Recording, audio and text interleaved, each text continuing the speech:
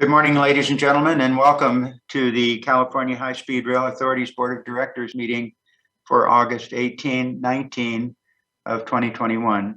Before we call the meeting to order, we wanted to let those of you who are listening or watching know that there is an interpreter available to you.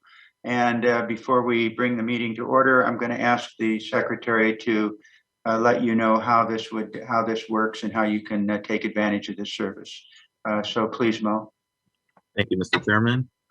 Before our interpreter comes up and provides the instructions on how to view this meeting in the Spanish channel, I will briefly go over those instructions in English just to make sure everybody understands. Good morning, all. Welcome to the California High-Speed Rail Authority August board meeting. To listen to this meeting in Spanish, please go to the bottom of your screen and click on the globe icon labeled Interpretation. From there, please click on Spanish.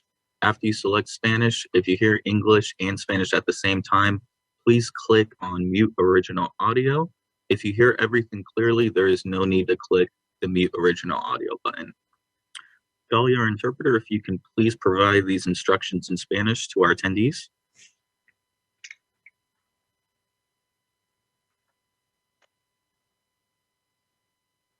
Apologies, Dahlia, if you can please provide these instructions, not on the English or Spanish channel, but the off channel to make sure that everybody can listen at the moment.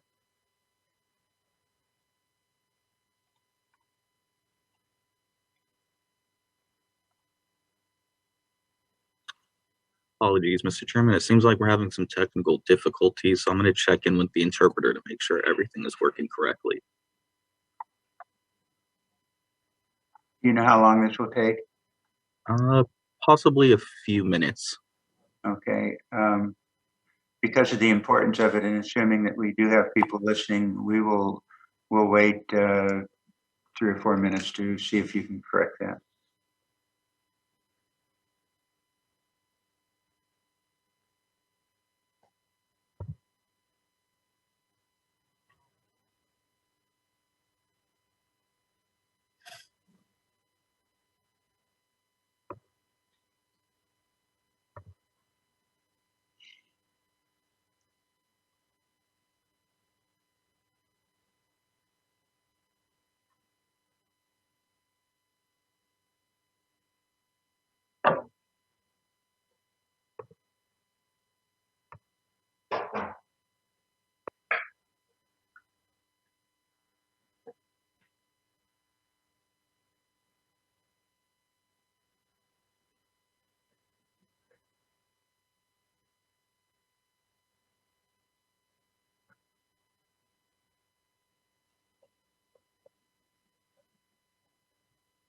Yes.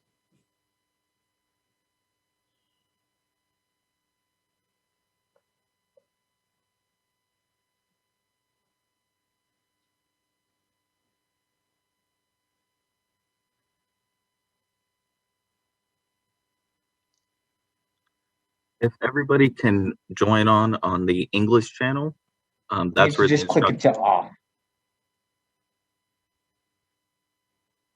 Okay, if you can please provide the instructions in Spanish on the English channel, then pivot over to the Spanish channel, that'd be greatly appreciated.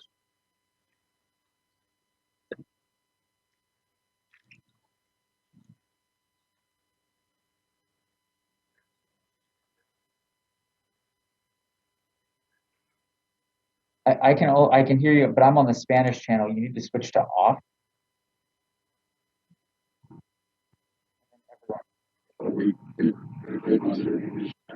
Apologies, after you provide your instructions in Spanish on the English channel, we do want you to switch over to the Spanish channel. Yeah, perfect. Thank you.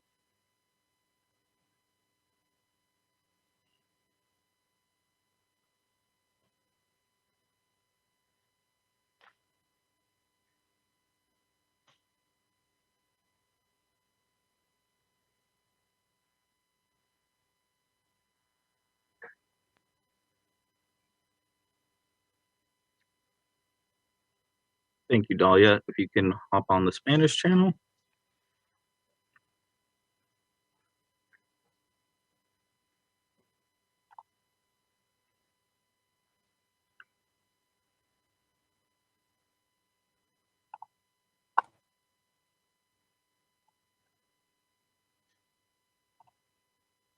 Mr. Chairman, we're ready to commence. Thank you, Mr. Secretary. The meeting is now called to order. This is the August 18th, 2021 board meeting for the California High-Speed Rail Authority. This will be conducted in two parts, one today and one tomorrow, starting at, that's the 19th of August at 10 a.m. So to begin with, Secretary, please call the roll. Thank you, Mr. Chairman. Director Sink. Director Sink. I think you can unmute. Thank you. I'm unmuted. Sorry, present. Chair Richards. Here. Director Camacho. Here. Vice Chair Miller. Here. Assemblymember Arambula. Director Perea. Director Guillemette. Present. Director Scutia. Here. Director Boutros. I'm here. I'm sorry, I lost connection here.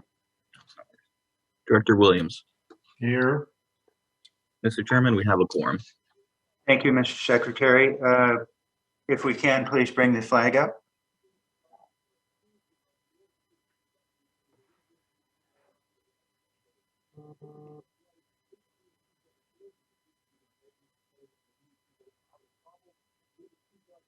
Members, please repeat after me. I pledge allegiance Allegiance to the flag to the flag Flag. to of the republic United for States. which it stands, one nation, under God, God, indivisible, Invisible. with liberty and justice for for all. all. Thank you. Ladies and gentlemen, as noted on the agenda, and as is custom, we will start today's meeting by receiving the public's general comments. This meeting's particular focus is on the Bakersfield to Palmdale project section. You will also have an opportunity for public comment on that project section later today. Public comments for the outset of the meeting will be for all other agenda and non-agenda items only. After the public's general comment period and the board's consideration of its July 15th board meeting, the High-Speed Rail Authority will present for the Bakersfield to Palmdale project section, including the final EIR, EIS, and the proposed decisions for the board's consideration. After the staff presentation, the board will receive public comments on the Bakersfield to Palmdale project section, proposed decisions, and all related agenda items.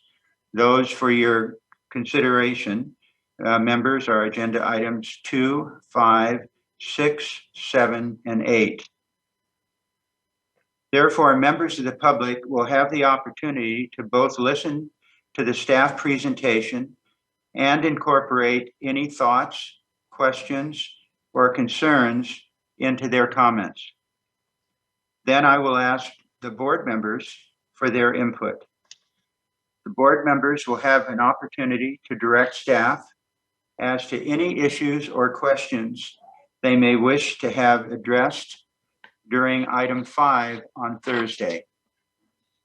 We will then move on to today's last two agenda items, followed by adjourning for the day and reconvening tomorrow morning at 10 a.m. Tomorrow's session will focus first on item 5, staff responses to the public's comments and the issues identified by the board. The board will then deliberate on items 6 and 7 and 8 related to the Bakersfield to Palmdale section. The public portion of this two-day board meeting will then adjourn and the board will move into closed session for the last agenda item, item 9. With that information, today we will begin with general comments from the public. As a reminder, this is for all agenda and non-agenda items unrelated to the Bakersfield to Palmdale project section. Another comment period will be offered for Bakersfield to Palmdale later in the day.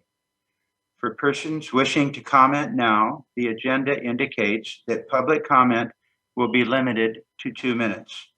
We have that limit to ensure that everyone has an opportunity to address the board. I'll now ask the board secretary to explain how the public can participate in making comments to the board. Mr. Secretary. Mr. Chairman. Before we begin with public comment, I would like to go over some important technical aspects of this meeting for listening in the appropriate language and offering public comment. First, to ensure that you are hearing this meeting in the correct language, everyone, please go to the bottom of your screen and click on the globe icon labeled interpretation. From there, you'll need to select either English or Spanish. After you select your language, if you hear both languages at the same time, please click mute original audio. If you hear everything clearly, there's no need to click mute original audio button. If you are logged into this meeting via the Zoom application, please use the raise your hand feature typically located at the bottom of your screen so that I may call on you to provide your comment. If you're dialing in by phone, pressing #2 will raise your hand and put you into our queue. Speakers will be called in the order that their hand is raised. Once you've been in the queue and your name is called in the web meeting, please click the prompt on your screen to allow your microphone to be unmuted. On the phone, we'll call on you by the last 4 digits of your phone number. At that point, you'll hear a message that you are being unmuted. Once unmuted, it'll be your turn to speak. Please slowly and clearly say and spell your first and last name, and if applicable, state the organization you represent. After your introduction, each speaker is allotted 2 minutes to provide their comment. I will interject at 1 minute and 45 seconds to provide a 15-second warning. Our core reporter is on the line to record these comments. If they need you to spell or repeat something, they may interject. If you do not wish to provide comment and simply want to watch the meeting, you can do so by logging on to hsr.ca.gov and looking for the link to our live stream. And Mr. Chairman, first up for public comment, we have a Rebecca Long. Thank you. Good morning, Ms. Long.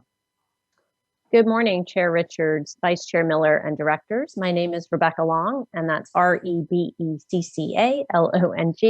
and I'm the Manager of Government Relations at the Metropolitan Transportation Commission.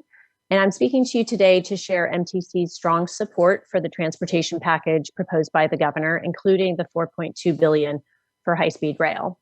MTC is in the process of finalizing Plan Bay Area 2050, our regional transportation plan. And high-speed rail is a critical component of that plan, providing access points in multiple locations. And we recognize that funding for the Central Valley segment is critical to the project ultimately reaching the Bay Area. Moreover, with Congress on the cusp of approving an historic level of passenger rail funding, we feel that it's a critical time for California to show its support for the project.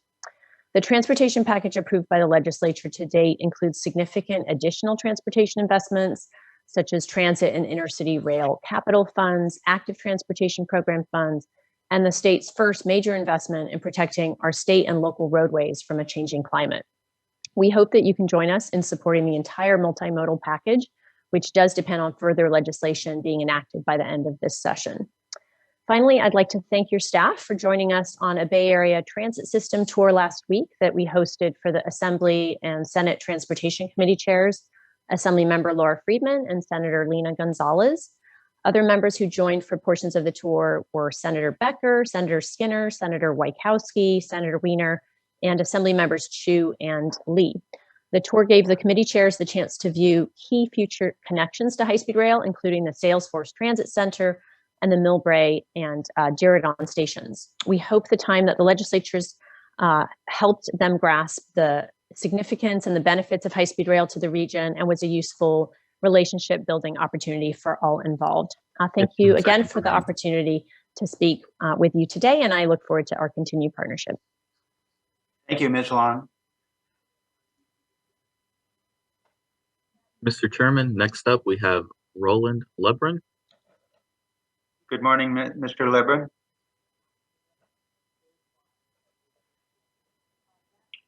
Good morning, Chair Richards, board member. The first thing I'd like to bring to your attention is that I do not have a globe icon at the bottom of my screen. I don't know if anybody has the same problem.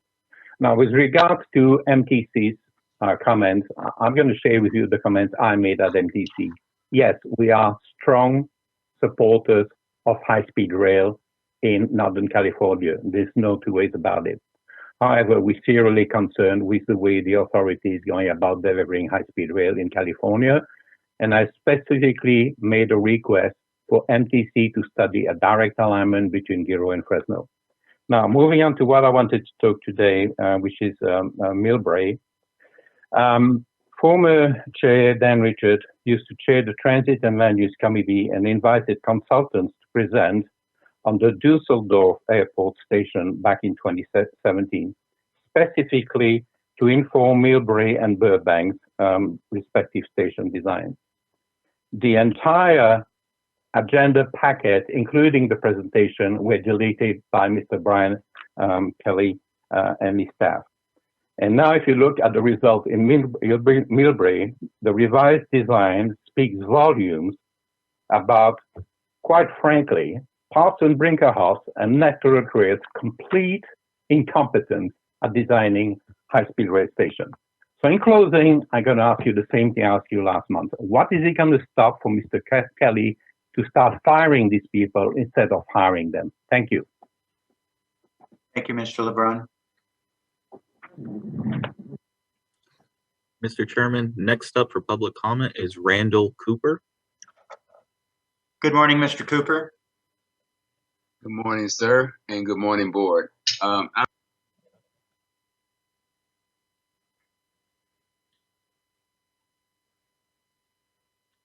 Mr. Cooper? Did we drop? Can you hear me now?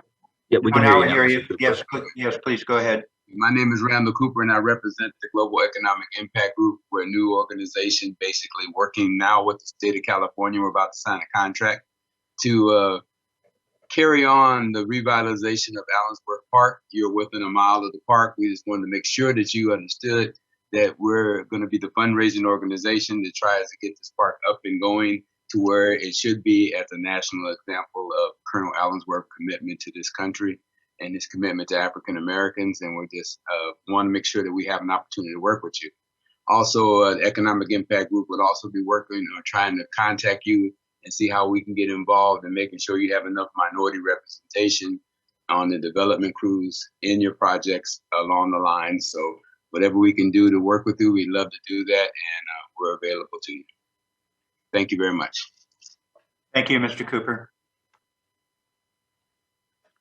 Mr. Chairman, next up for public comment, Ernesto Pantoja, and I apologize for mispronouncing any names. Mr. Pinero? Good morning. Actually, I have a point of clarification before I continue because I was trying to listen to the directions at the beginning. I was actually going to be speaking about the Bakersfield to Palmdale route. So am I supposed to wait till later when that's discussed? Yes, sir. That would be appreciated, and that'll be after the staff presentation of the Bakersfield Palmdale section. Okay, great. Then I will wait and raise my hand then. Thank you. Thank you.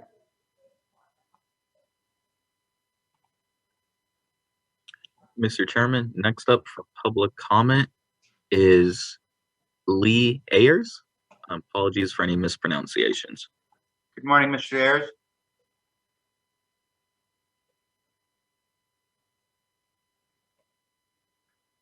Good morning. First name Lee.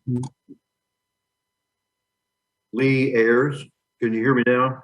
Yes, we hear you now, Mr. Ayers. Thank you. I reside in Fresno, California, and today I'm speaking on behalf of the Allensworth Progressive Association. My connection with Allensworth began about 7 years ago when I served as CEO of Tree Fresno. The principal of the Allensworth Elementary School called to request trees for the school. This led to several visits to Allensworth and the request by the Allensworth Progressive Association for me to serve as a strategic advisor in the preparation of the Allensworth Community Plan, a collaboration with Tulare County. Today, we wish to address mitigation measures which would benefit the Allensworth community and the Colonel Allensworth State Historic Park. Starting with dust, wind, and noise. The corridor, as Randy indicated, is about a mile west of the original Allensworth Township and the Allensworth community. And since Allensworth is located on the edge of the Tulare Lake Basin within the floodplain of the White River, the high-speed rail tracks will be about 8 feet above grade and have culverts to allow floodwaters to pass through. And based on the recommendation of the Robert Borough landscape architect firm, we are proposing that several rows of trees and plants be installed to help mitigate the impact of noise, wind, and dust on the Allensworth community. Next, briefly, I'd like to address water, stormwater, drinking water, and wastewater. The community plan calls for improvements to address each of these challenges, and we are hoping that the High-Speed Rail Authority can be a partner in addressing those. Last, we note that the High-Speed Rail Authority is helping Fairmead address its ability to become a sustainable community. We would greatly appreciate 15 seconds remaining. We would greatly appreciate similar assistance for Allensworth. We have been in communication with Flane Ravden, greenhouse gas consultant, and Meg Cedaroff with the High-Speed Rail Authority, and more recently by Zoom with Benjamin Reese, the manager of the High-Speed Rail section from Fresno to Bakersfield. We request Over 15 seconds. I'm sorry, we request your support for our efforts. Thank you. Thank you, Mr. Ayers.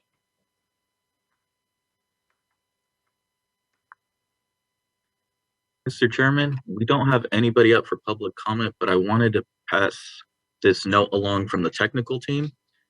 For our viewers who are viewing this meeting on Google Chrome or Microsoft Edge, it seems like there is a few issues. We understand these issues, but if you could use Internet Explorer or Mozilla Firefox, that might enhance the viewing experience for this meeting. Thank you, Mr. Secretary. Ladies and gentlemen, that completes the public's general comments. I'll now turn to Mr. Chairman? Yes, I absolutely apologize for this. It seems like we do have an attendee who just raised their hand. Give me one moment. Apologies. Public comment for Steve Hofbauer, and I do believe it is an elected official. Okay, I'm sorry, the last name? Hofbauer, Hofbauer. Hofbauer. Mr. Hofbauer, welcome. Hi, thank you. I apologize. Am I off mute? You're on, and we hear you loud and clear. Thank you. Thank you. Anyways, I just wanted to, I apologize. I just got out of a doctor's appointment and I just was able to get in, had staff monitoring for me. Anyways, I just wanted to say that, Palmdale is supportive of the high-speed rail, the EIR. I know that we're having some ongoing discussions about the maintenance depot location. We appreciate the cooperation from high-speed rail. We want to continue to be good partners with the authority, and we would encourage moving this item forward. I think the EIR was fairly adequately addressed the issues. I don't want to take a lot of your time up.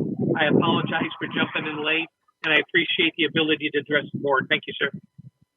Thank you for taking the time, Mr. Hofbauer. Anybody else, Mr. Secretary? I'm sorry, Board Chair Richards, can we identify that board member Perea has joined us?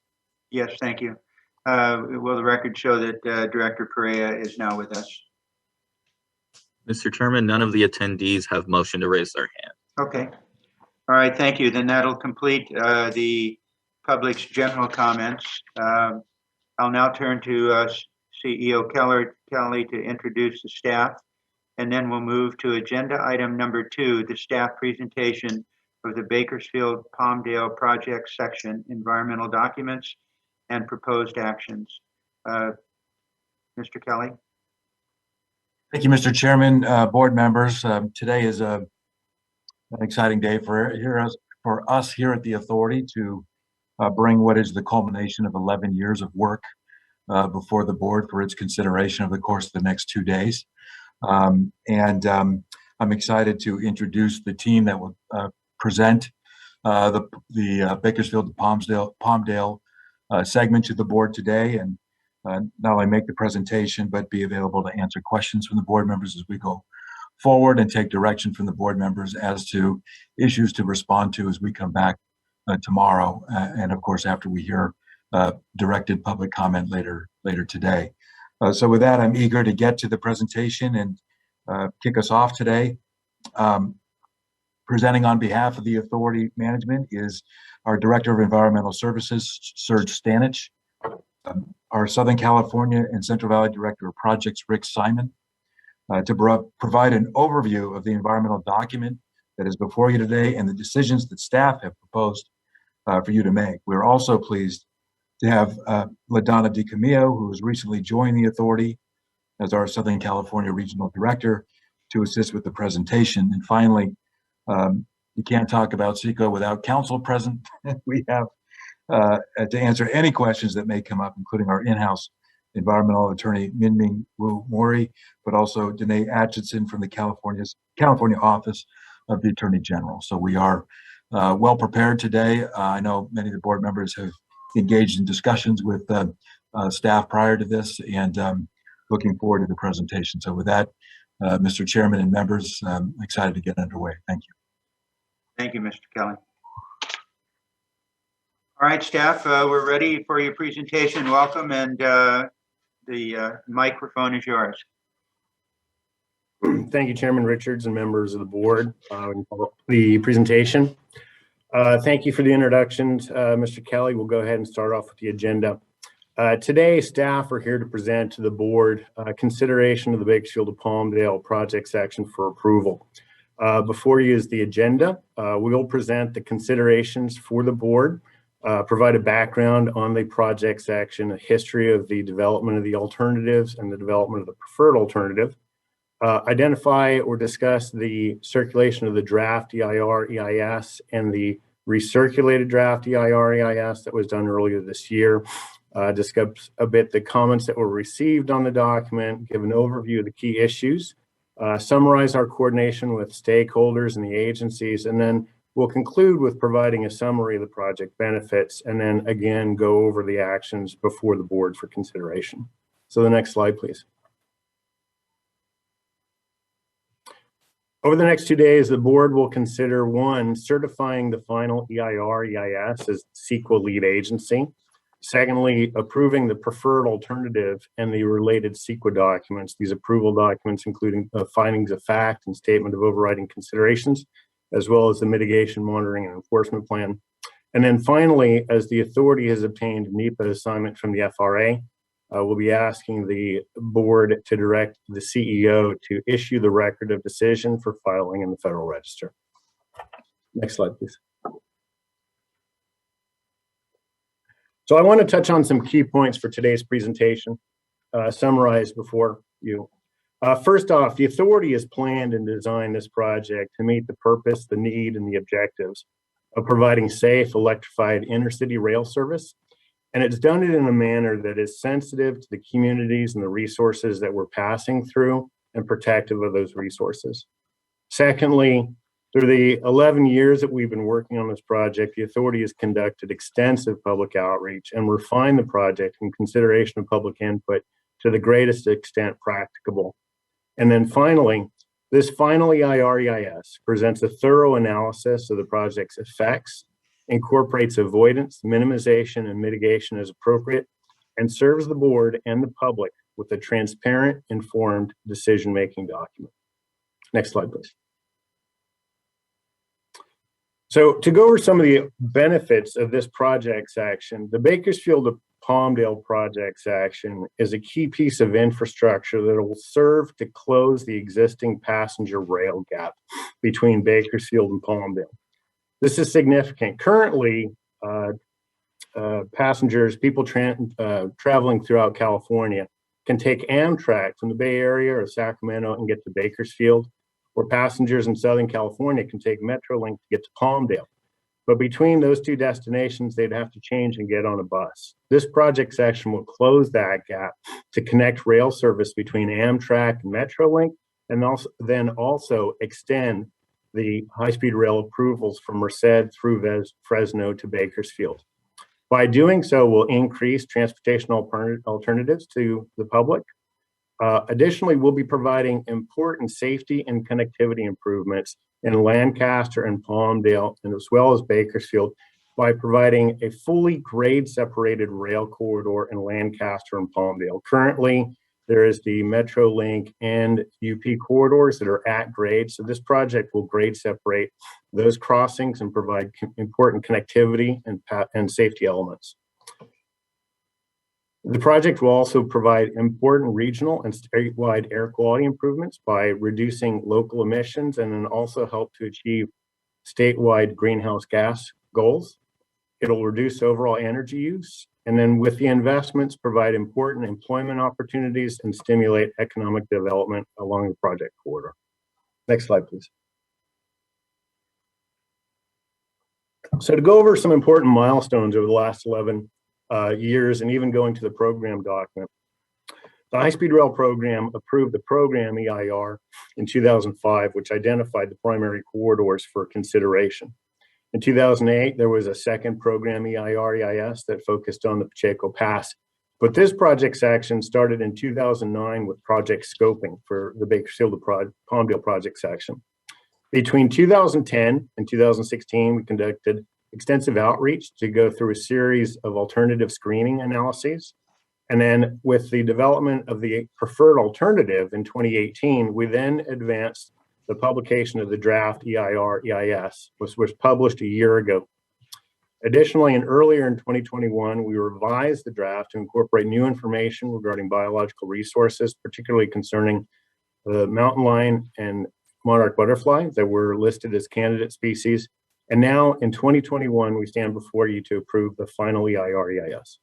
Next slide, please. So since 2009, we've conducted extensive outreach with over 600 meetings. These meetings have been with the public, with stakeholders, with agency representatives to help inform the project and develop the project definition and project description. 230 of those meetings were with local, state, and federal agencies. 168 of them were virtual and in-person meetings between 2017 and 2021 in development of the environmental document.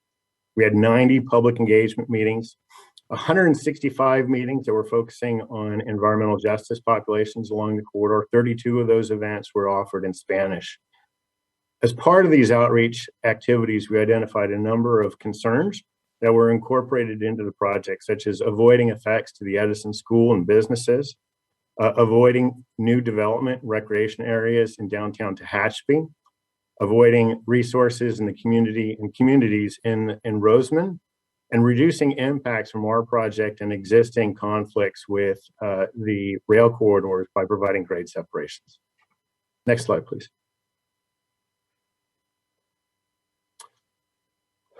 As part of that outreach, we heard a number of issues, concerns that were used to inform the development of our environmental documents. So these are some of the major issues that we heard in listening to the communities, and then how we incorporated these concerns into the environmental document. There's concern about how the project would affect the communities along the corridor, how the project would affect farmlands and ranching, substantial concerns regarding plants, wildlife, habitat for listed species, and movement corridors. Also, we passed by the Cesar Chavez National Monument, so concerns about how we would affect that facility. There are wind turbines and green energy generation facilities that we cross through, mining operations. We also cross the Pacific Crest Trail. There are impacts and opportunities where we can work with Caltrans as far as the realignment of the Sierra Highway or SR 58 corridor. And then the properties along the communities along the highway area, also concerns regarding air quality and economic growth. Next slide, please. So as the project developed and the authority listened and responded to this community input regarding concerns, we developed a preferred alternative that manages to navigate the many resources and then have the environmentally superior alternative. So it has the fewest operational severe noise impacts, the fewest business displacements, the fewest impacts of agricultural operations, the lowest acreage for conversion of important farmland, the least impacts on habitat for plants and special status species, the fewest residential displacements, and it's also a project that we developed that is consistent with our 2020 business plan as far as costs. Next slide, please. So at this point, I will pass the presentation to my colleague, Rick Simon, that'll go over a history of the development of the alternatives. Okay, thank you, Serge, and good morning, board members. Over the years, a large number of alignment options have been studied between Bakersfield and Palmdale. The 2005 program level document focused on two corridors, the SR 58 corridor through Tehachapi and an I-5 corridor near the Grapevine. The 2005 analysis concluded that the I-5 corridor resulted in greater seismic risk, more tunneling, and higher environmental impacts. The I-5 corridor was reconsidered again in 2012, but the same conclusions were reached. The alternatives analysis phase focused on alignments within the SR 58 corridor. Next slide. The initial alignments in the SR 58 corridor followed the existing railroad from Bakersfield to the community of Mojave and then turned south to go to Palmdale. Coordination with stakeholders resulted in the alignment shifting to the west. These shifts reduced impacts to the Mojave Air and Spaceport, the community of Mojave, to the more densely developed areas of the community of Rosamond, and to the wind farms on the south slope of the Tehachapi Mountains. In addition, the shorter and straighter alignment has travel time and cost savings. In 2016, we settled on the corridor shown here in dark blue as the basis for the alignments presented in the environmental document. Next slide.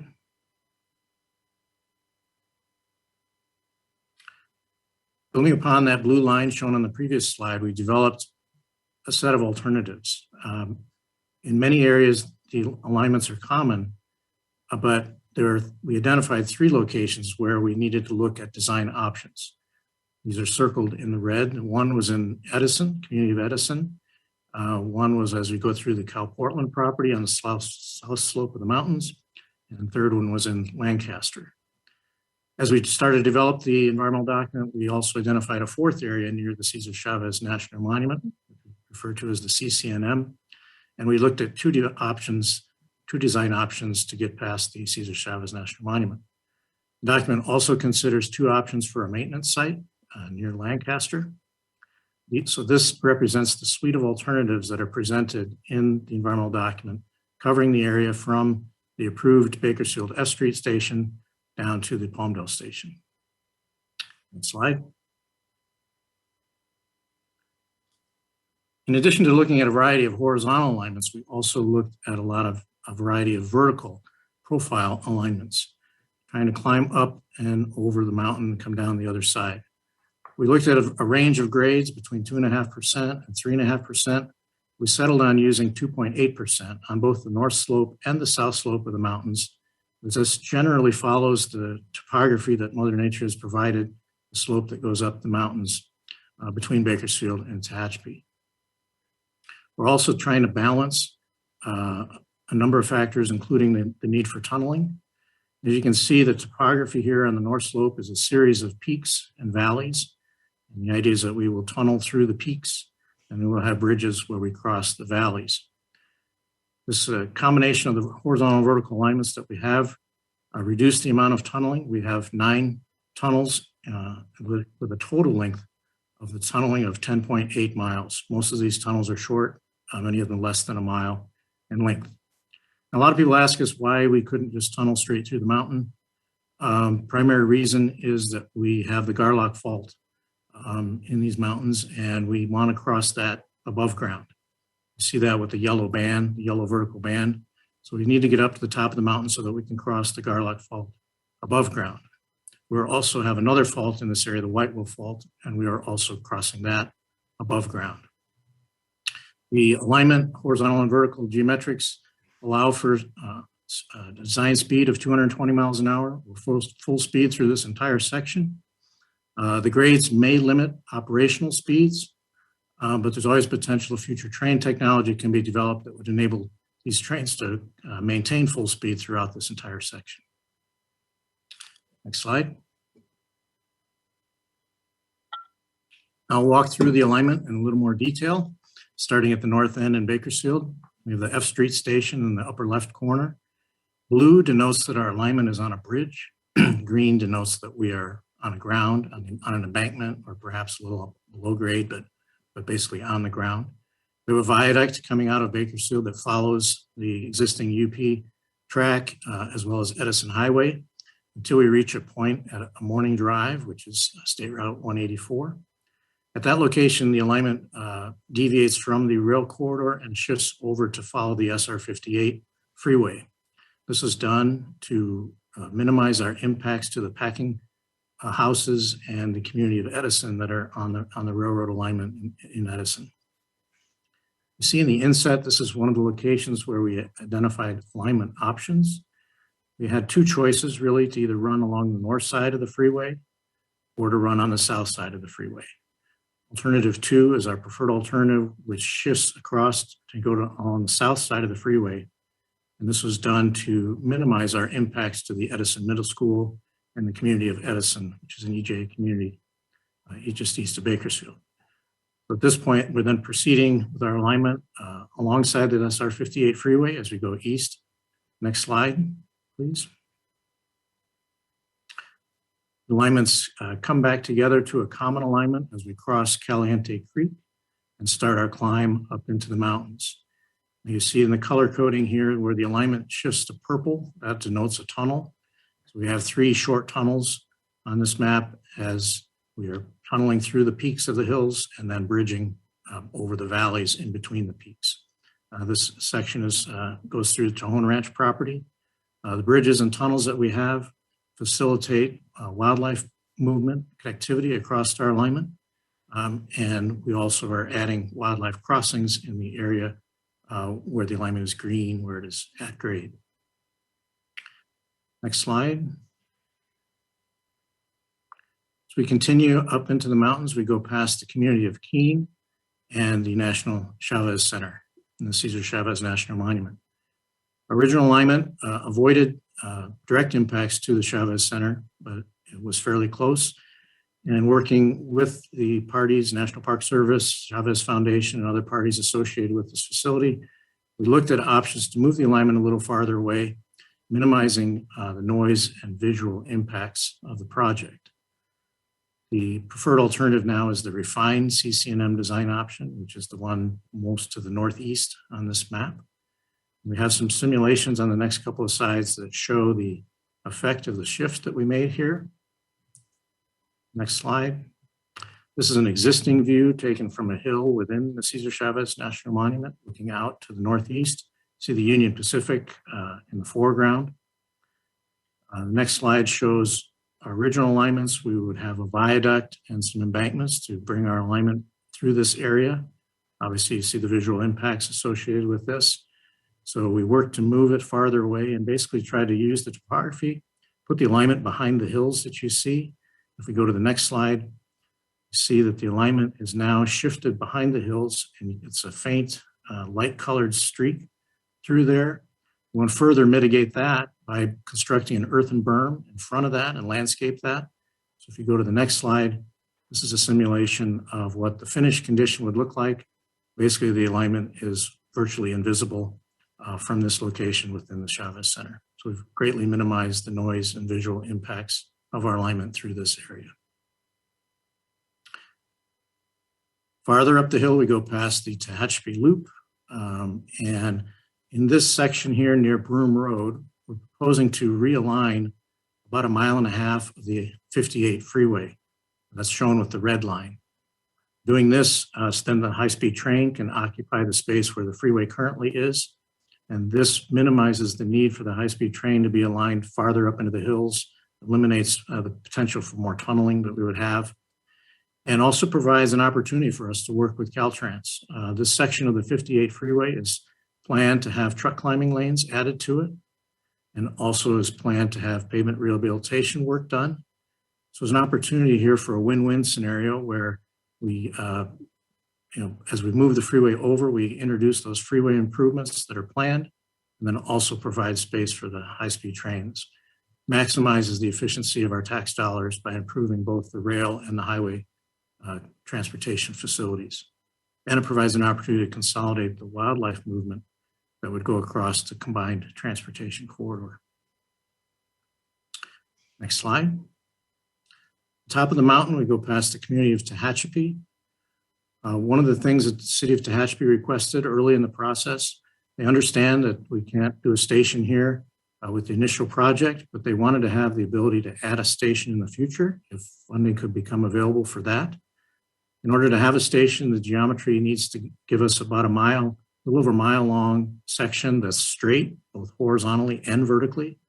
So we did incorporate that into the design. You see the straight alignment going across the valley here does comply with the geometrics of giving the city the potential to add a future station here at some point in time later.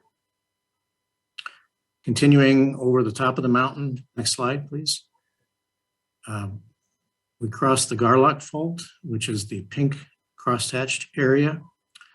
We cross Oak Creek and the Pacific Crest Trail. The trail is the yellow line that meanders through this area. We're above grade to go over the Garlock Fault, but we have 2 tunnels here that are shown with the purple lines. Now, we're now going through property owned by Cal Portland, which is shown with the gray shading. We worked closely with Cal Portland to develop alignments through here. We have 2 options to go through here. Our preferred alternative is the eastern of the 2, which is alternative 2. We feel Cal Portland has expressed that of the 2, this is the least objectionable coming through this area. We are realigning a little piece of the Pacific Crest Trail, which you see in the inset, which is the little red line there. And we'll have a little more detail on this on another slide later in the presentation. This is a very complex area. There's a lot happening here in this area. We have a simulation here coming up next, showing all the features in this area. If we go to the next slide. This is existing conditions here. You can see a lot of wind farms in this area, a lot of wind turbines. We have Cal Portland mining operations in the lower right corner of this picture. Tehachapi Willow Springs Road is the highway that's running through this picture. Oak Creek and the Pacific Crest Trail is running across from left to right. So as I said, a lot of things happening here. Next slide is a simulation of what our project would look like.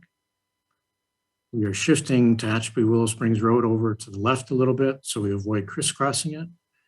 We're going to replace the existing embankment that Tehachapi Willow Springs Road uses to go over Oak Creek, replace that with a bridge so that we can remove that embankment and allow Oak Creek to be returned to a more of a natural condition.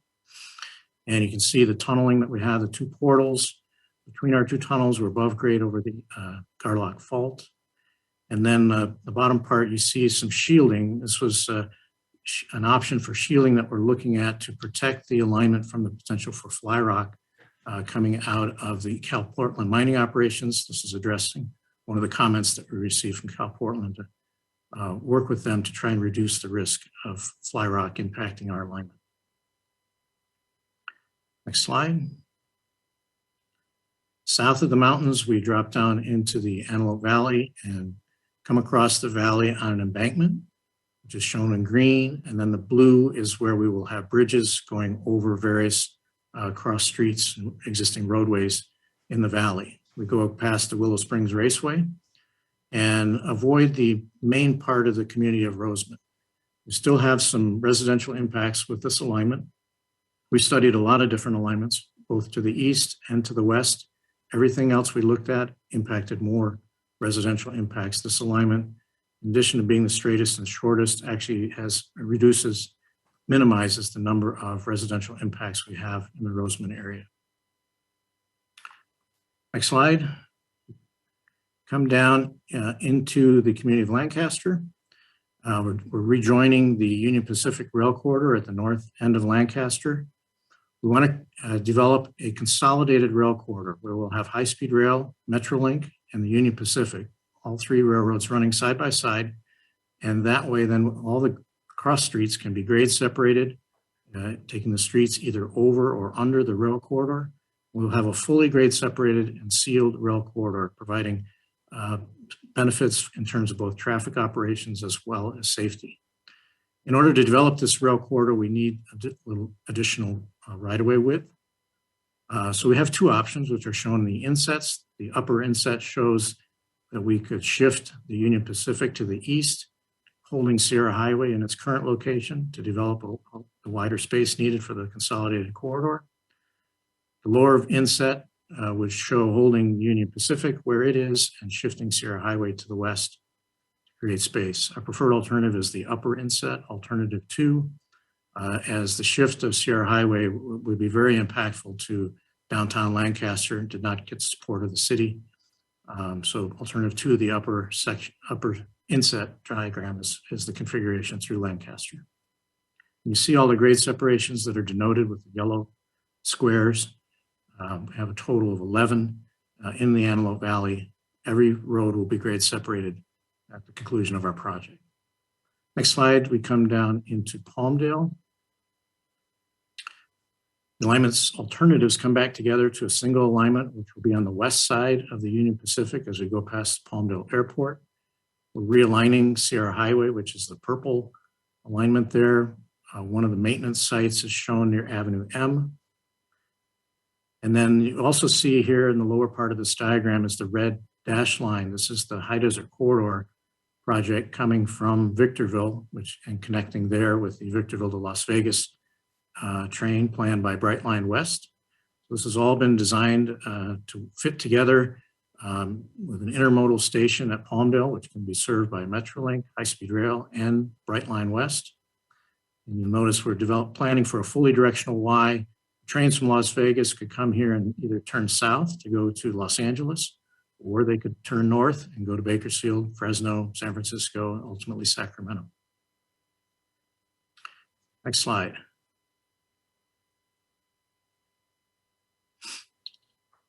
So in analyzing all those alignment options we then had to look at the 4 locations where we had alignment choices and make a decision on which way to go. So in Edison, as I mentioned, we prefer alternative 2, running on the south side of the freeway as it's farther away from Edison Middle School and the community of Edison. At the Cesar Chavez National Monument, the refined CC&M design option is farther away and minimizes noise and visual impacts to the National Monument. In the Oak Creek area, we're planning on alternative 2 as our preferred, as it has less impacts on Cal Portland's mining operations than alternative 3. In Lancaster, alternative 2 is preferred as it has less impacts to residential and commercial properties in downtown Lancaster. Our preferred alternative is alternative 2 with the refined CC&M design option. And we're also selecting the maintenance of way site at Avenue M.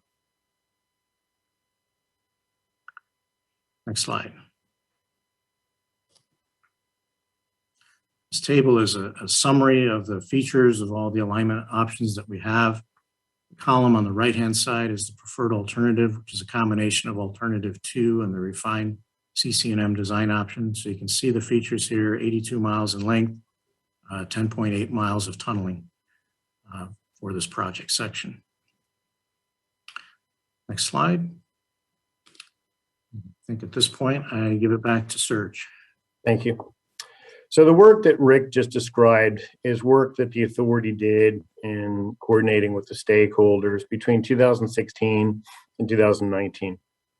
And in 2019, the authority began to prepare what was the admin draft and the draft EIR-EIS, which was circulated a little over a year ago and started the public circulation on February 28th, 2020.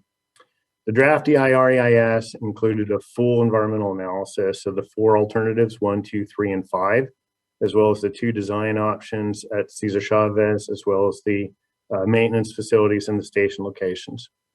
We began to have public meetings in person in Lancaster and Edison during that public review period.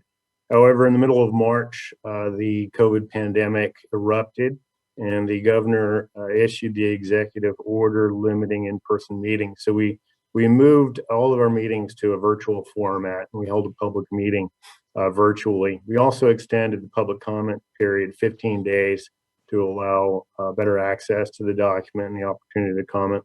During that 60-day comment period, we received 133 individual comment submissions. Each of those comment letters may have had more than one comment, and so in total, we use the term delimiting. Those comment letters were delimited into 700 individual comments. As 2020 went on, two events happened with respect to biological resources and wildlife. The California Fish and Game Commission listed the Central Coast mountain lion as a candidate species, so they elevated the status. Also, the U.S. Fish and Wildlife Service in December of 2020 elevated to candidate status the monarch butterfly. As a candidate species, both of those species then trigger what we consider a potentially significant impact under CEQA. And with the change in status, we decided to recirculate the document focusing on biological resources.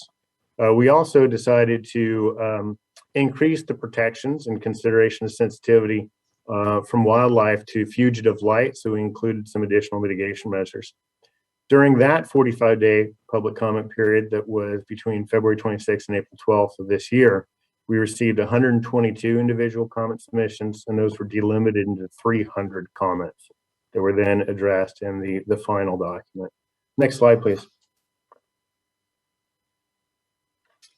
So those comments that we received identified a number of concerns and areas that stakeholders would like to see improvement or additional coordination.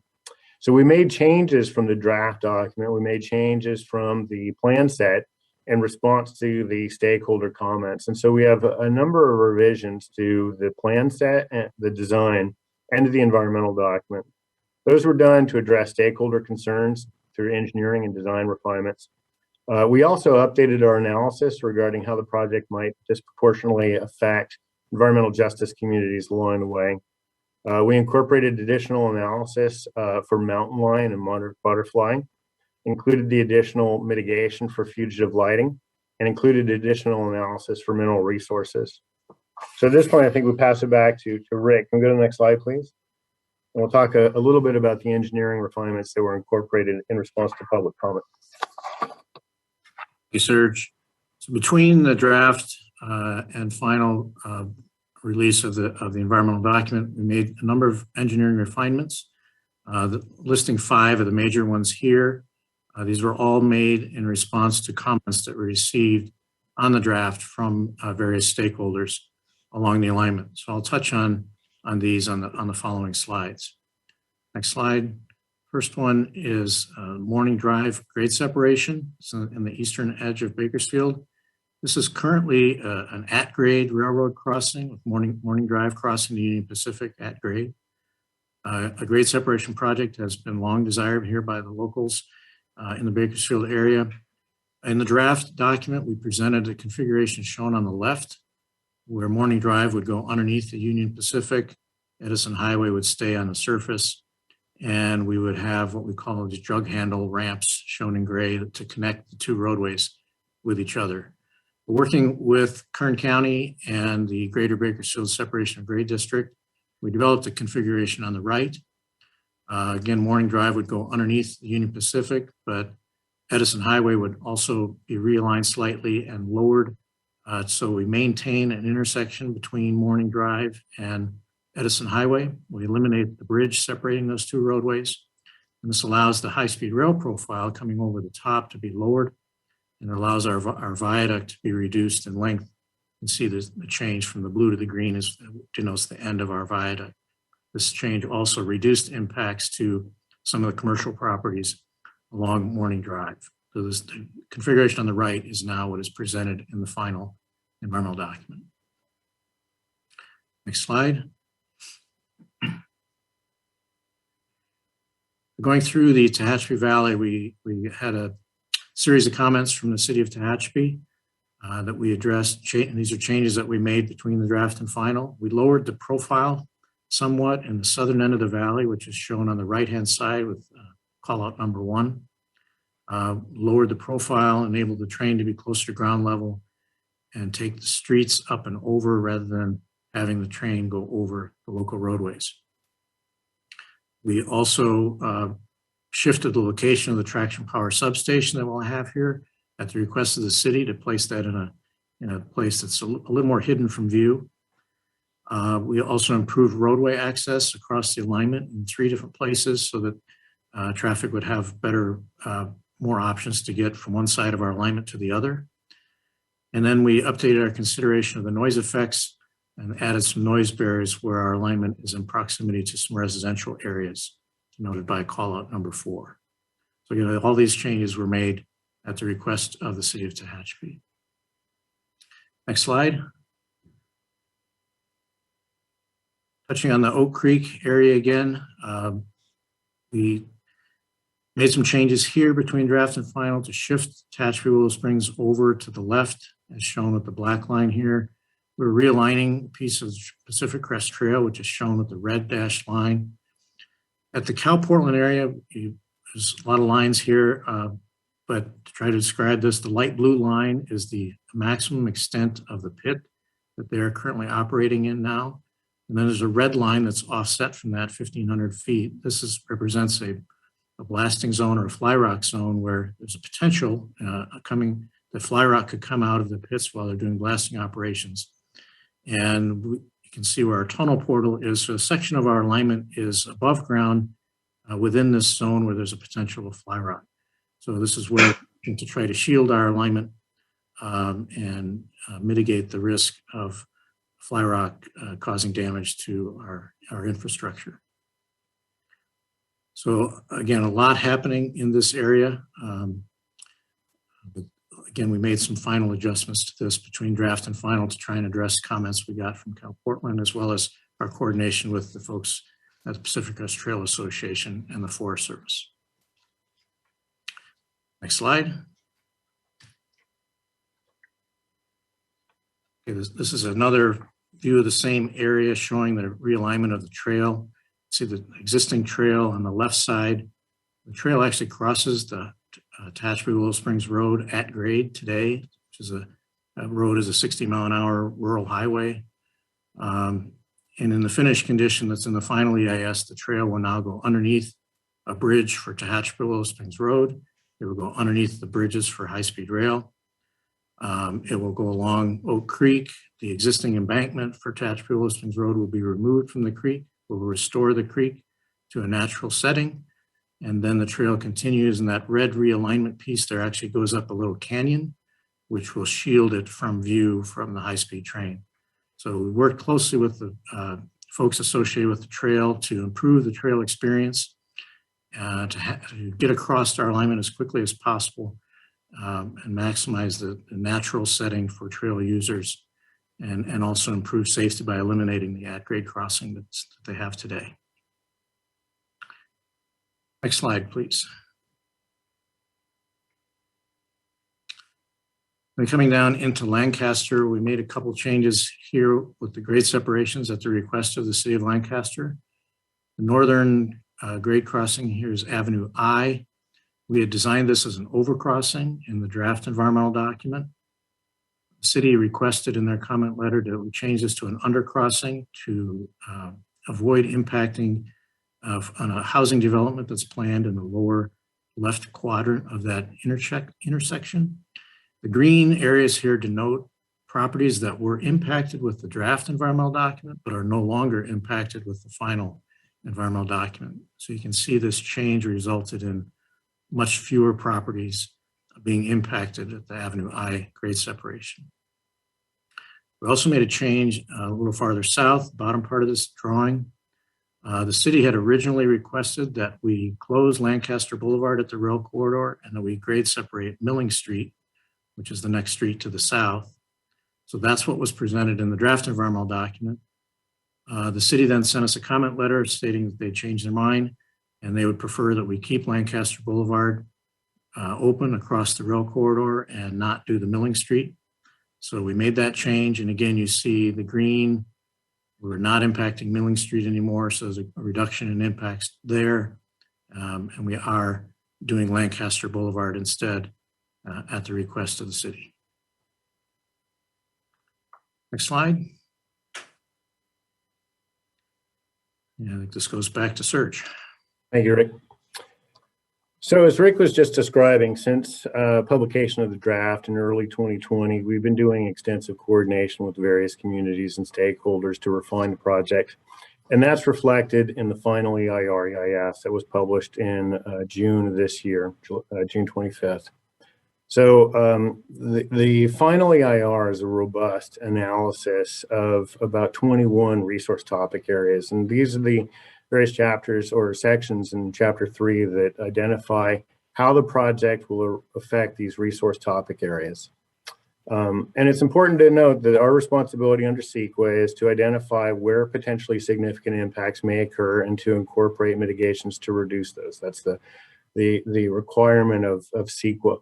And it goes into one of the approval documents that the board will be considering the findings of fact and statement of overriding consideration. So we've considered air quality, noise, biological resources, hydrology, socioeconomics, communities, farmlands, visual, cultural resources, environmental justice. And if we can go to the next slide, please. Throughout the document, we've also incorporated what we call IAMFs, impact avoidance and minimization features. So the objective of the authority is to avoid the impact before it occurs. This includes adherence to certain standards or constraining the project footprint or doing everything that we can to avoid or minimize the impact. And these are written into the document as commitments and enforceable. However, where impacts may still occur and be potentially significant after the inclusion of the IAMFs, we've also incorporated mitigation measures. So all of the IAMFs and mitigation measures are included in the mitigation monitoring and enforcement plan that details out the responsible parties for how it will be implemented, the timing and mechanisms for implementation. So the next slide, please. Here, I'll talk a little bit about the types of substantial effects that we're going to witness or potentially occur due to the project.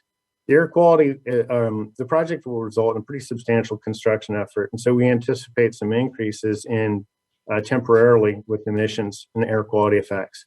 So the authority is including best management practices and Tier 4 fleet requirements to ensure we have the very best equipment operating during construction. But the project is also going to provide a number of important air quality improvements by reducing vehicle use and providing this alternative to transportation. We're going to have dramatic statewide reduction in greenhouse gases and a net decrease in regional emissions. Additionally, we'll have effects to local transportation corridors by shutting down roads as we do the work. However, the project incorporates traffic management plan and will ultimately provide important connectivity improvements. Will reduce vehicle miles traveled, provide additional alternatives for transportation, and also replace existing at-grade rail crossings with grade separations, providing improved connectivity, reducing congestion, and improving connectivity within the communities. With respect to wildlife, habitat effects, and wildlife movement, we recognize that this is a very important corridor for habitat and wildlife movement. So we've incorporated many wildlife crossing structures to ensure that wildlife will be able to move across our corridor and protect that. And we'll also be securing through permanent conservation easement or acquisition of conservation lands and fee title over 5,000 acres of high value habitat for wildlife species. Next slide, please. Additionally, the project will have noise effects. We're incorporating sound walls wherever we identify potentially substantial noise effects and we meet the criteria to ensure that there is a best cost solution where we're protecting the communities and including additional mitigations for sound insulation and other measures. The project will require the relocations of residences and businesses. The authority is committed to providing individual relocation assistance and doing everything that we can to minimize the adverse effects of relocations and ensuring that we can provide connectivity and cohesion for these communities. But we also want to emphasize that the investment of this project in these communities will also result in substantial job creation and local tax gains, and also provide important community connectivity by eliminating the safety issues of these at-grade crossings and providing protected grade crossings for both pedestrians and bicyclists and vehicles. And then additionally, we'll also have some visual impacts where we're creating new structures within the existing view sheds And where we have those, we have commitments to these communities to work with the local stakeholders, work with the local governments, or work with the affected individuals to incorporate community coordinated aesthetics and landscaping treatments to reduce those effects. Next slide, please. One of the topic areas we consider and we take very seriously with the authority is how the project will affect disadvantaged communities. Chapter 5 is our chapter on environmental justice. It's a NEPA requirement, as we're required to comply with NEPA assignments. And so we've identified the low income and minority populations along our corridor so that we could identify where project impacts may result in a disproportionate effect. The low income and minority communities are provided on this exhibit and are primarily located in the urban areas where we have in Bakersfield, Lancaster, and Palmdale, substantial communities that are either low income or minority. And they're depicted with the lighter blue or the dark blue hatching. So if we can go to the next slide, please. In Bakersfield, as we have substantial communities that are low income and minority, particularly congregated along the corridor, we will have noise effects. We've incorporated sound walls and other mitigation measures. However, we still have one census block group, Northeast Bakersfield, that'll still experience some severe noise impacts. So what we're doing about that, this is our preliminary assessment. Before we go to construction, we'll do additional noise analysis and work with the communities to identify what additional measures we can reduce noise effects.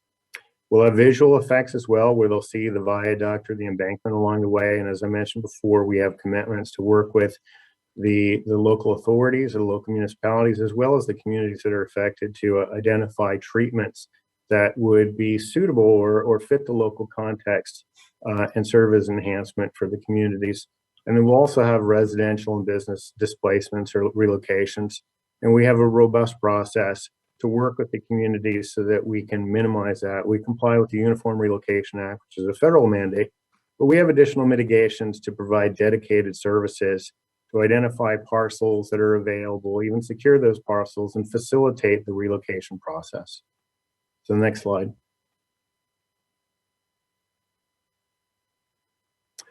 We have a similar set of impacts in Lancaster and Palmdale: noise impacts due to the operation of the train and residential and business displacement. So similarly, we will be implementing our mitigation measures to incorporate sound walls, do further analysis, work with the communities to identify what available mitigations we can implement to reduce the effects, and then also work with the communities to assist in relocations.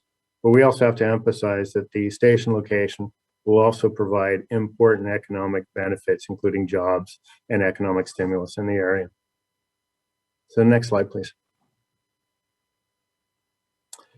So with environmental justice communities, since 2009, the authority held over 165 or about 165 sessions with these communities to listen to them, to hear what their thoughts were on the project, and identify what sort of avoidance or improvements we could conduct. After we developed our draft document and published it in early 2020, we also then hosted targeted listening sessions in the communities of Edison, Lancaster, Bakersfield, and Palmdale. These took place in December 2020 and January 2021. Next slide, please. This is a summary slide to show what we heard regarding the concerns. The communities are particularly concerned regarding access to jobs and education, mobility, connectivity, particularly in Lancaster and Palmdale. They're interested in the safety considerations regarding being near the railroad tracks, and sensitivity or concerns regarding residential and business displacements. What we identified as project offense that would be potentially disproportional were the noise and visual and relocation. So we've identified these measures that I touched on briefly earlier: noise walls, noise insulation. We also are committing to doing an analysis to make sure, and coming back to the board to report, to ensure that our commitments to noise mitigation are being distributed equitably between the EJ communities and all of the other communities, the non-EJ communities. We'll be working with the affected residents and not just the local governments regarding design criteria for the local plan, but with the actual residents that will be looking at these structures to see how we can incorporate aesthetic treatments to offset that visual impact. And then with respect to relocations, providing individual relocation assistance, also providing an ombudsman so that concerns about equity will be addressed through an unbiased person that is dedicated to their needs. And then also committing to coming back and reporting to the board regularly on how we're doing with our EJ mitigation.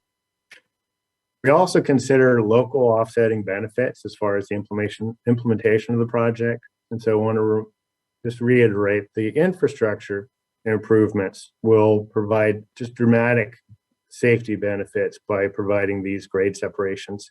There's 12 grade separations in total. We estimate over 32,000 new construction jobs, potentially 1,400 new jobs with operations, particularly with maintenance in Lancaster and Palmdale. Substantial air quality improvements by reducing local emissions, as well as congestion of vehicles idling while they are at these grade separations and the gates are down, and thereby reducing the congestion. So overall quality of life improvements. I also want to emphasize that after project approval, this process it just begins now. We have, throughout the course of our development of this preferred alternative in this environmental document, been engaged with these communities, and we're committed to staying engaged with these communities to keep them informed, provide assistance, and ensure that all Californians benefit from this project. So the next slide, please.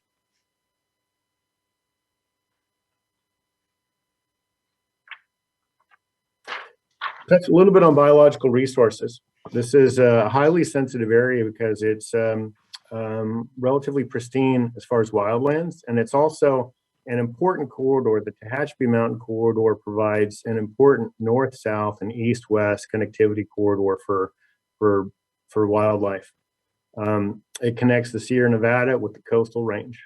And so the biological resources section 3.7 evaluates how the project will affect aquatic resources, surface waters, wetlands, which are important for the entire ecosystem, and then also considers a habitat for listed species. So we identified within the 80-mile corridor approximately a 21,000 acre resource or aquatic resource study area, and the project may affect up to 103 acres of wetlands. Now this is a potentially worst case scenario. We've done this in a manner to be conservative as the potential effects of the project, but this essentially anticipates a drip line effect, which is simply not the case when we cross these resources. As we advance design, we'll be constructing viaducts and refining the project as we work with the regulatory agencies and wildlife stakeholders to develop the best design. And so we believe that we've adequately characterized the effects of wetlands. The project area will also support approximately 12,000 acres of suitable habitat for special status plants and 64,000 acres of suitable habitat for special status wildlife that have been considered and have a number of mitigation measures to protect them. So the next slide, please.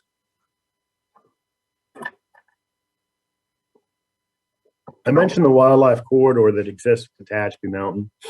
The authority with our consultants developed a wildlife connectivity assessment to identify how the project would affect movement of various wildlife species. This is an exhibit that reflects potential habitat for mountain lion.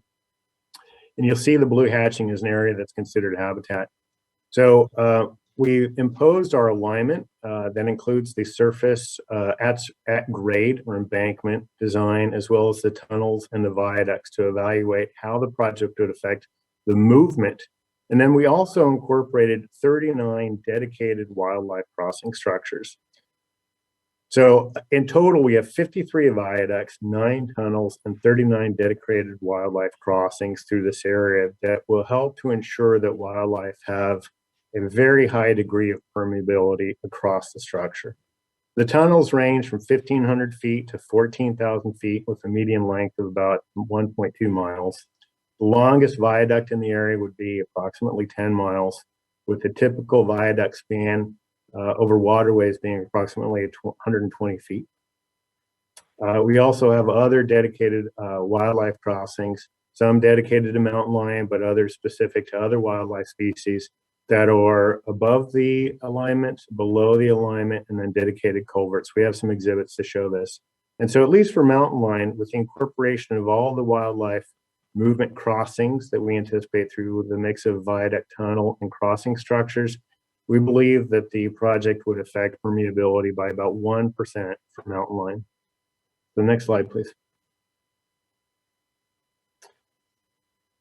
This slide details some of the mitigation measures that we've incorporated. These are very standard mitigation measures that are implemented by Caltrans, Department of Water Resources. Essentially any infrastructure project will have dedicated qualified wildlife biologists that'll be on the job working to monitor construction and help the construction crews to avoid resources. We'll be working with the regulatory agencies and providing open access to the project. So we're not self-regulating, we're working with the agencies to provide oversight. We'll provide training for the construction crews so that they understand sensitive areas that need to be avoided and species so that they can identify them on site and work together collaboratively for the protection of the resources. We'll have training for operations as well. The program or the project will also prepare a number of plans to restore, revegetate, manage these resources, including weed management and overall vegetation management. The drawings that are provided to the contractor and in the field, we will delineate the environmentally sensitive and restricted areas so that it is very clear which areas need to be avoided. We'll conduct pre-construction surveys for protected species. We have the avoidance and minimization measures that we described before, but we have a number of them that are species specific. We'll also provide regular agency notification and reporting regarding our progress and commitment to these mitigations. We'll transplant or replace protected trees, and then provide compensatory mitigation for the protected species as well. Next slide, please. Here we have an example as a conceptual of what an overcrossing for wildlife movement would happen. So you see the train passing over. The overcrossing tries to provide essentially a natural substrate with structure, local vegetation, down trees, etc., so that it appears to be a natural corridor that becomes more inviting for wildlife. Next slide, please. We also have some dual purpose where we provide road crossings, but we have an expanded bench. It's important to know that in this area, this is pretty remote. There's not a lot of vehicle traffic in these areas. So wildlife are already using some of these corridors on the Caltrans corridor. Our intention is to expand the crossing so that similarly, we have a natural substrate with structure so that we have an inviting area that will allow wildlife to move across our structure or our facility. Next slide, please. So throughout the process, we have been working with a number of state and federal agencies that require opinions or agreements. So we've been working with the U.S. Fish and Wildlife Service under the Federal Endangered Species Protection Act. We have a biological opinion from them that we received in June of 2021. This is for federally listed species that would include condor, kit fox, a number of other species. We received the biological opinion essentially stating the project would not result in jeopardy of any of our listed species. We've also been working with the State Historic Preservation Office. This is under Section 106 of the National Historic Preservation Act. We had an extensive coordination with the SHPO as well as the Advisory Council on Historic Preservation and the National Park Service for the effects at the Cesar Chavez, but this concerns all of the cultural resources along the alignment. We finalized the memorandum of agreement with them in June. The Pacific Crest Trail is considered a 4F recreational property where the U.S. Forest Service is the official jurisdiction. And so they concurred with our finding after our coordination with them to reduce the impacts. We also coordinated with the Pacific Crest Trail Foundation to identify the best solution there. We received the de minimis finding supporting our 4F determination in April. And then with the FRA and NEPA assignment, the FRA retains the responsibility for air quality conformity, essentially assuring that the project will be in conformance with the emission standards and local air quality plans. So we worked with the local air districts to achieve agreements, and then the FRA finalized the general conformity determination in July of 2021. And then finally, we have another park in Bakersfield that was approved with a de minimis finding in September 2018. That was done through the LGA evaluation. So we've successfully worked with all of our state and federal partners regarding the regulatory oversight for the project. Next slide, please. So we're coming to a conclusion here, and I want to talk again about the benefits of the project.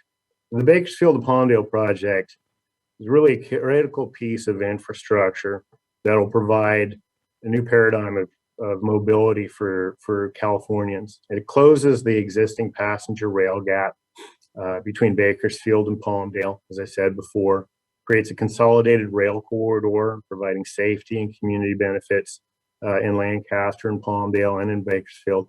It'll extend the environmental clearance for the high-speed rail program from the currently 170 miles between Merced and Bakersfield, and add another 80 miles to have 250 miles that'll connect Central Valley to Southern California. The project has important air quality and climate change benefits. As I mentioned before, it's electrified rail that'll be provided by sustainable energy, thereby achieving a net reduction in pollutants at the local and regional level, and then also helping to achieve statewide reduction in greenhouse gases. It'll advance our program and the community's development for sustainable growth, reducing annual vehicle miles traveled, improving community connectivity, and reducing energy use. And then also provide important economic and valuable economic stimulus with the creation of new jobs and future sales tax gains. Next slide.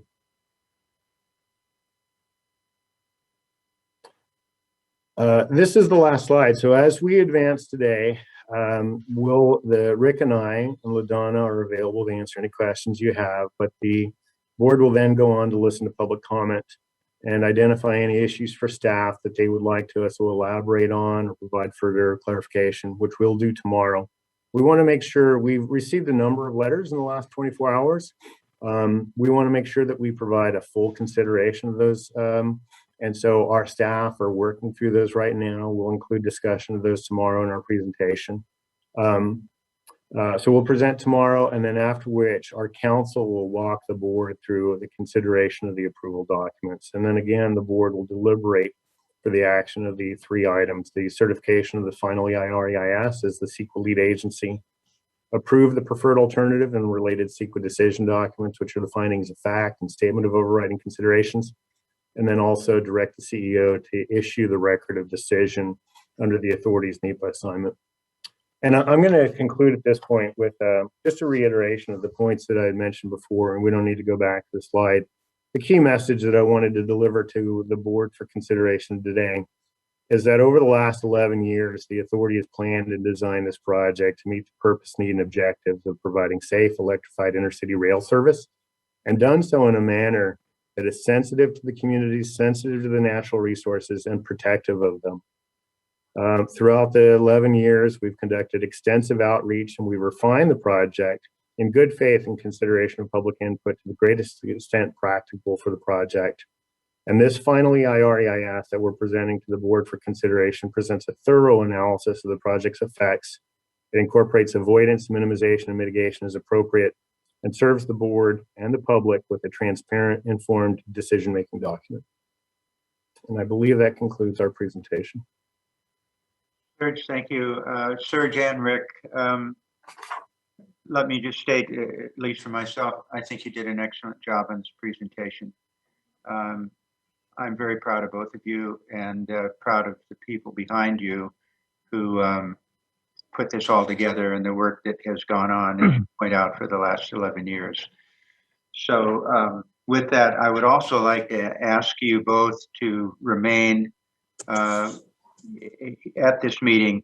The process after this will be public comment, after which the board will be able to address their own thoughts and comments and may have questions for you. So please remain with us. With that, okay, thank you again. With that, Brian, Kelly, do you have anything that you'd like to add? Mr. Chairman, I would just echo your sentiment on the how proud I am of the team, as you are. There's just been a tremendous amount of work that's gone into this between our local people, Rick Simon and LaDonna DiCamillo, in the region, and everybody that they interact with and work with, our environmental services division under Serge Stanich's leadership, and just a ton of work from our council as well. Alicia Fowler and her team, Min Ming, and all the way through, including counsel that we use from the Attorney General's office. It's a lot of work. As you mentioned, this has been an 11-year process. I think what's before the board is the best alternative to move forward on the project in this area. And of course, the work does not end with the adoption of the ROD. In many circumstances, in many instances, the work begins with the advancement of the ROD. And so there's continuous work to do working with the communities. The resolutions that are before the board direct us to continue to work with the communities on advancing the design work going forward, minimizing in some cases the footprint that's cleared, which is larger than what we use when we're ultimately in construction. And so there's a lot to do, but certainly a ton of work has gone into this day. And I mostly just want to recognize the work that the team has done. I look forward to the public comment and the direction from the board. So thank you, Mr. Chairman. Thank you, Mr. Kelly. Before we move to the next public comments section, and to give the people who wish to make comments an opportunity to give a little more thought to what they might want to say, let me go back and do a couple of other things with regards to this meeting. First of all, Mr. Secretary, if you'd please ensure that the record shows that Director Assemblymember Joaquin Rambula joined us a couple of minutes after this meeting started and is with us on the telephone. Secondly, if the board will consider at this point item number 1 on our agenda, which is the approval of our July 15 board minutes, if we could have a motion. I move approval. Thank you. A motion, but was that by Ernie? I know. Yes. Yes. Oh, thank you, Lynn. And a second by Director Shank. All in favor? Aye. Aye. Aye. Any objections? Passed unanimously. Thank you. I would also like the Secretary to ensure that for the purposes of the preparation of our board minutes, would you please ensure that in the board minutes, the board minutes reflect any questions that are asked during this meeting and also the answers to those questions. So it makes it easier for us to reconsider as we review the board minutes those things which were asked and the answers. So with that, we'll now move on to, first of all, again, thank you, Mr. Kelly, and to all of your staff. I'd now like to ask the Secretary to explain again to the public the process for those wishing to comment on the Bakersfield to Palmdale environmental process now before the board. And this is the only item that we are now hearing comments on, or items. So please, Mo, if you would go ahead and advise all those listening to us how they can address the board. Yes, Mr. Chairman. Prior to those instructions, I did see Director Shank had her hand raised. Wanted to. I'll wait. Okay, perfect. Thank you.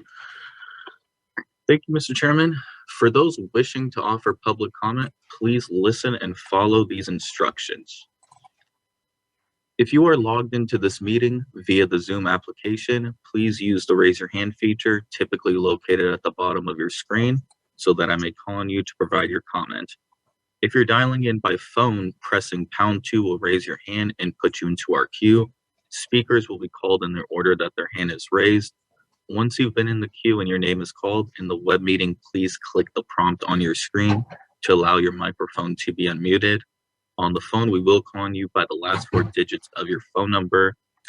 At that point, you'll hear a message that you're being unmuted. Once unmuted, it will be your turn to speak. Please slowly and clearly say and spell your first and last name, and if applicable, state the organization you represent. After your introduction, each speaker is allotted 2 minutes to provide their comment.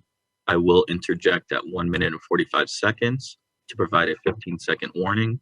Our core reporter is on the line to record these comments. If they need you to spell or repeat something, they may interject. I will notify you when your time is nearly up. At the end of your comment, we will disable your microphone. However, you are welcome to stay on the line to continue watching or listening to the meeting.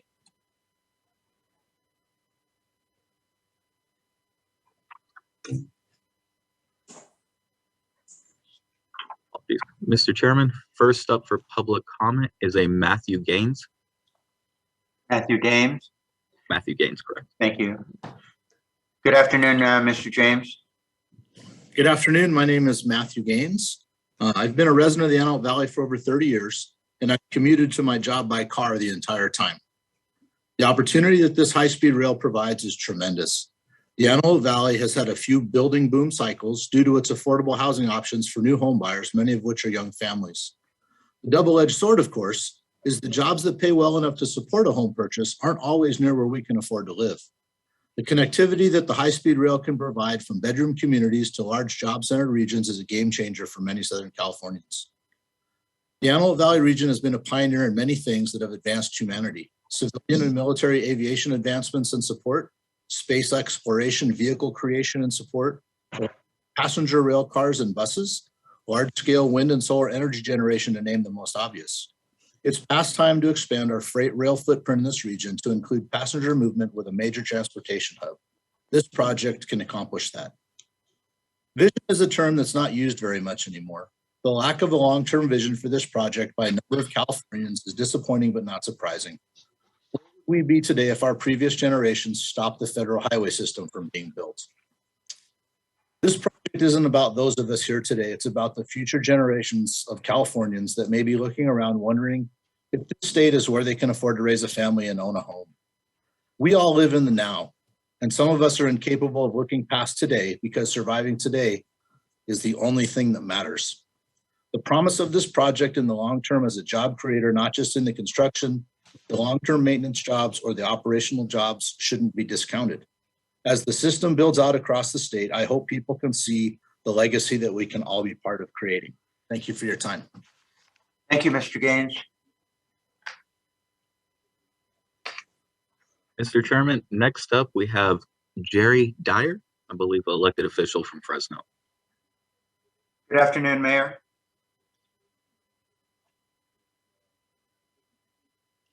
Mayor Dyer.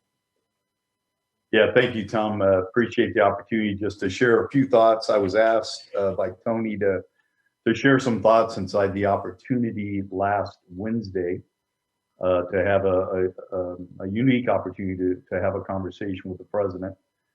And I was one of 5 people that were on that scheduled call, and spoke about many of the things that I thought as a mayor here in Fresno was important in terms of the infrastructure package. Number one, that it had bipartisan support, which always makes it easier on local jurisdictions.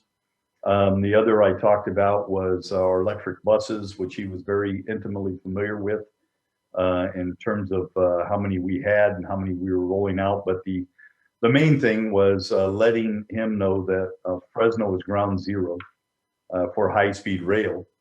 And we will be home to the nation's first high-speed rail station right here in downtown Fresno. And that federal assistance was vital for us in Fresno in order to have this project completed. And that I was extremely hopeful that the infrastructure bill would provide that financial assistance to us. He, as you know, is a strong supporter of rail. I think that's the way the president used to run a ride to work.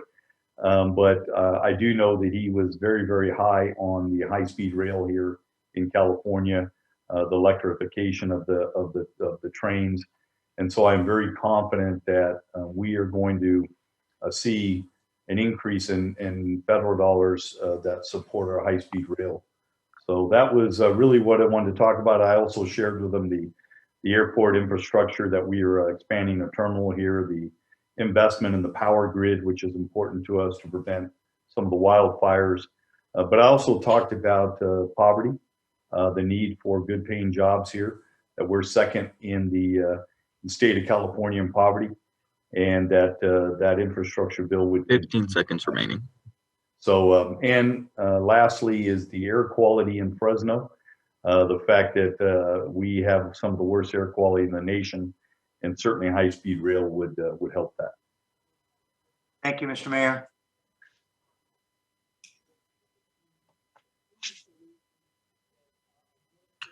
Mr. Chairman, next up for public comment, Ernesto Pantoja.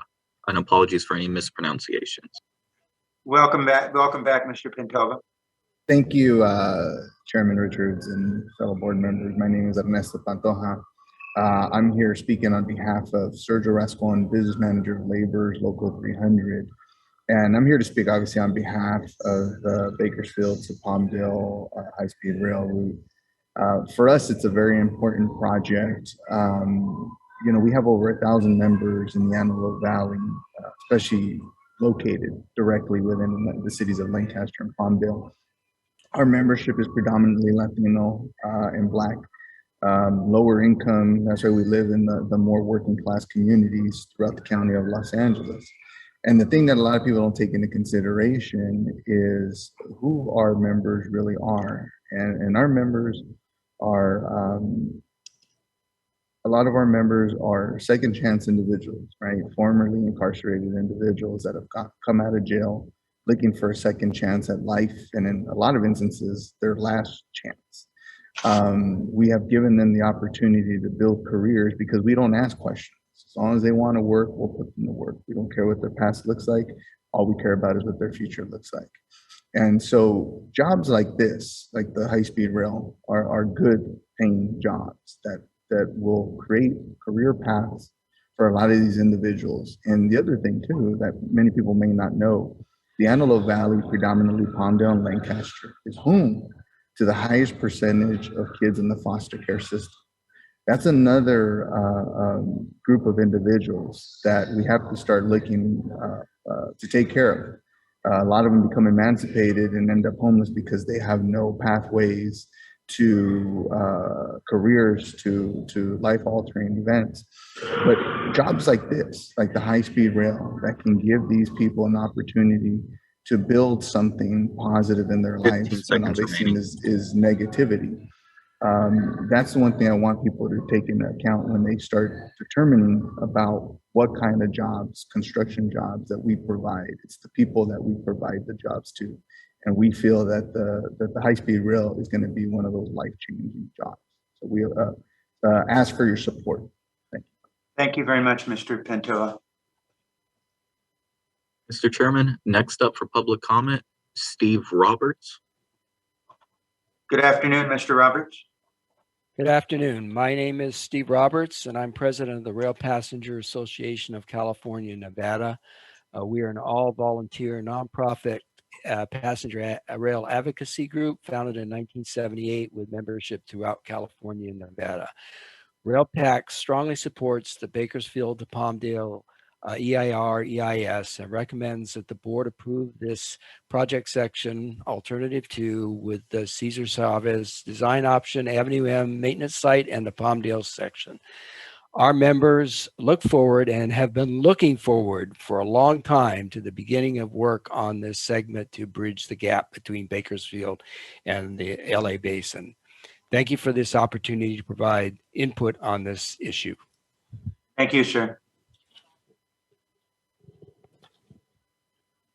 Mr. Chairman, next up for public comment is going to be Kara Lacey. Good afternoon, Ms. Lacey.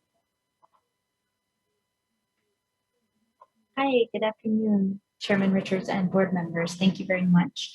My name is Cara Lacey and I'm with the Nature Conservancy. Thank you for your time and thank you to the staff that met with us during the draft EIR. Our concerns regarding the Bakersfield to Palmdale segment do remain. The Nature Conservancy comments are on this segment solely, not on high-speed rail as a whole. I just want to make that clear. We submitted another comment letter yesterday and we hope that you add this to the public record. Our concerns in that letter focused on 3 things: the significant impacts to the Tehachapi region that could be devastating to wildlife, the impacts to the ranching community and livelihoods in the Tehachapi region, and the lack of outreach done with stakeholders such as conservation organizations and property owners prior to release of the draft EIR, when changes could have been made to adequately mitigate significant impacts or changes to the alignment and design could have been made. similar to what was done during the San Jose to Merced process. As you know, the Tehachapi region is critical for ranching and livelihoods, and it is also a critically important conservation landscape. Without proper protection and mitigation, we could lose one of the most, if not the most important habitat connections in the state of California, while livelihoods of significant ranching families could also be impacted. We did make comments on the draft EIR and final EIR regarding the high-speed rail at Great Barrier not being adequately mitigated with functional wildlife crossings and livestock crossings. We're very concerned about the dual function crossings, which are documented to not work, and we're concerned still about the changes to the soil deposits that were not made, which could bury species such as blue oaks, making it difficult for their survival amongst other impacts not being adequately mitigated. Without being engaged regularly prior to the draft EIR and without having our concerns adequately addressed during the draft EIR, now without additional time to review the final EIR, and with this project about to move forward, we fear the development of this segment could result in irreversible damage to the Tehachapi region and its sensitive species, as well as to property owners and their livelihoods. This project segment enables a threat that will, if implemented in its current design, could create a significant barrier and create impacts that could be permanently devastating to the wildlife in the region, in the state, as well as livelihoods. Thank you for your time. We appreciate the time to speak. Thank you, Ms. Lacy. Mr. Chairman, next up for public comment, Roland Lebron. Good afternoon. Good afternoon again, Mr. Lebron. Good afternoon, Chair Richards, directors. The first thing I'd like to bring to your attention is that your team of international experts forgot to post the presentation and on the website. If you don't believe me, click on the first link in the agenda, and there's no presentation there. So I'll be reading from my notes. I've seen multiple times reference to a safe, electrified intercity rail service. And that's wonderful. But this has got absolutely nothing whatsoever to do with building a high-speed line between LA and San Francisco. What they're building is the same as what happened between Merced and Bakersfield. It's what's in the Northeast Corridor, and same thing in England between London and Glasgow and London and Edinburgh. Neither of which required more than electrification of existing lines.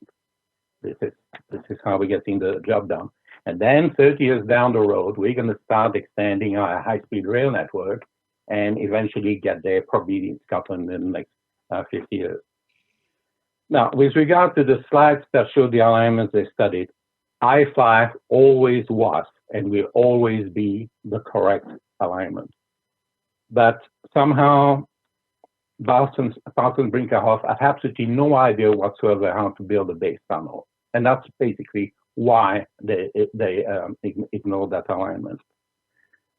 We had all the analysis done 20 years ago by Trimble. It was very simple. You know, they used computers. It was roughly 10 miles of tunnels either side of the junction, the 138 junction to I-5, which is where the Garlock Falls is. This is where they emerge at grade, and at that point, they basically mitigate. There's actually 3 falls there, but they also provide a connection to Palmdale. The end result is not a fatally flawed alignment that will require dozens of miles of frame containment barriers. Meanwhile, the French have just awarded a 35-mile base tunnel contract between Lyon and Turin for $3.5 billion. Thank you. Thank you, Mr. Lebron.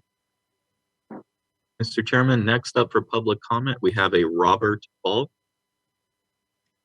Good afternoon, Mr. Balch. Thank you, Chair, Directors.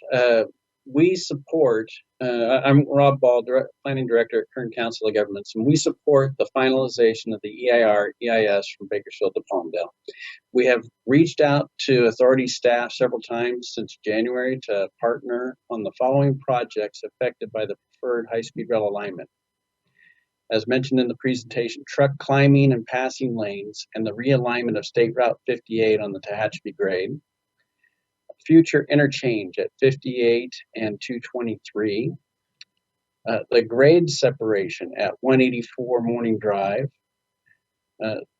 State Route 204 F Street gateway facility to the Bakersfield High-Speed Rail Station, and the 99-7 Standard Road Interchange redesign settlement on the environmentally cleared LGA alignment. We once again extend an invitation to the authority to work with us to advance these potentially early delivery projects that have now, with this document, completed environmental review. Thank you. Thank you, sir. Mr. Chairman, next up for public comment, we have a Tina McIntyre. Tina McIntyre, good afternoon.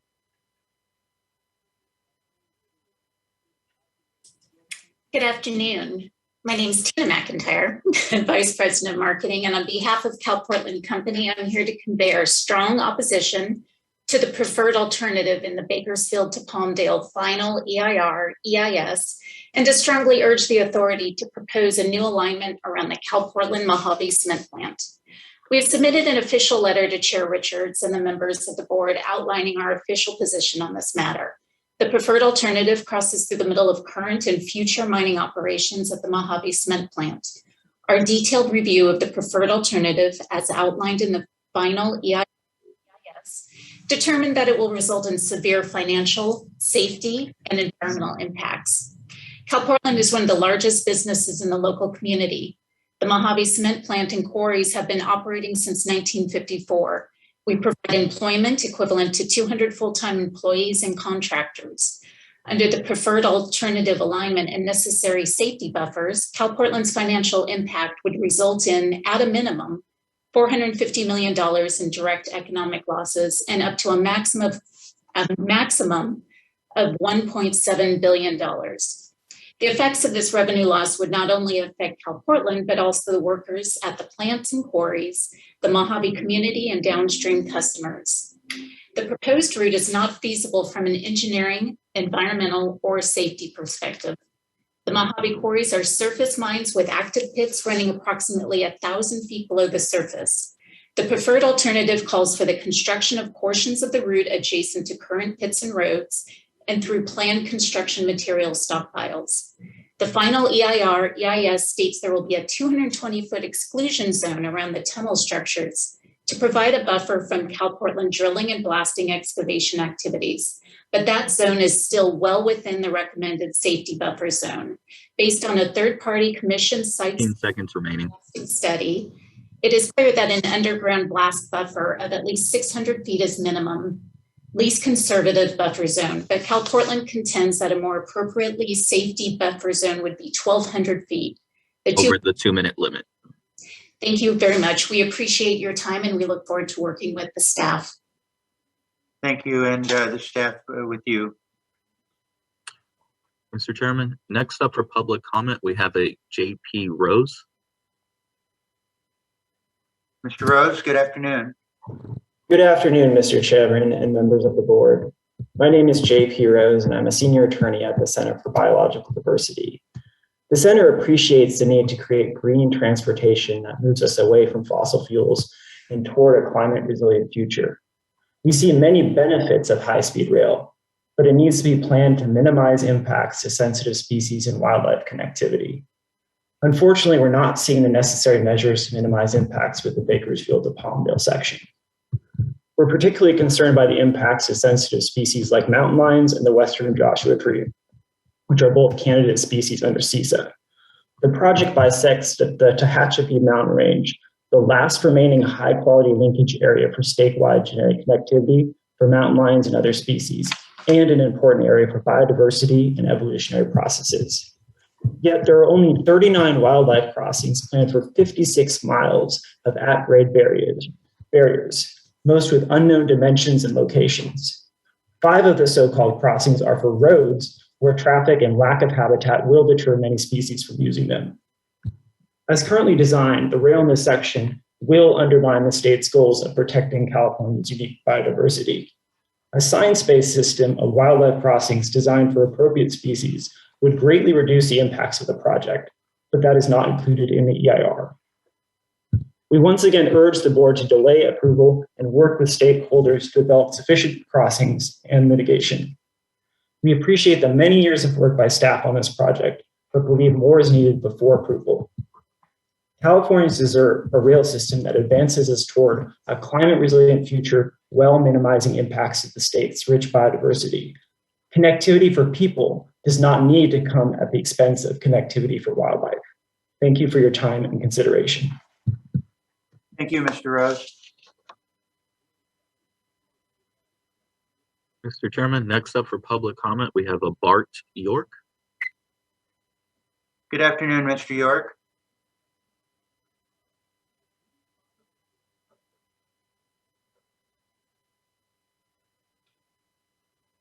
Good afternoon, Mr. York.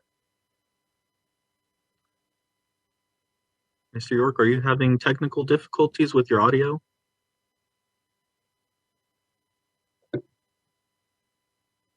All right, apologies for that. While we wait for Mr. York, let's move on to the next public comment. In the list, we have a Juan Carrillo, and apologies for any mispronunciation. Good afternoon, sir.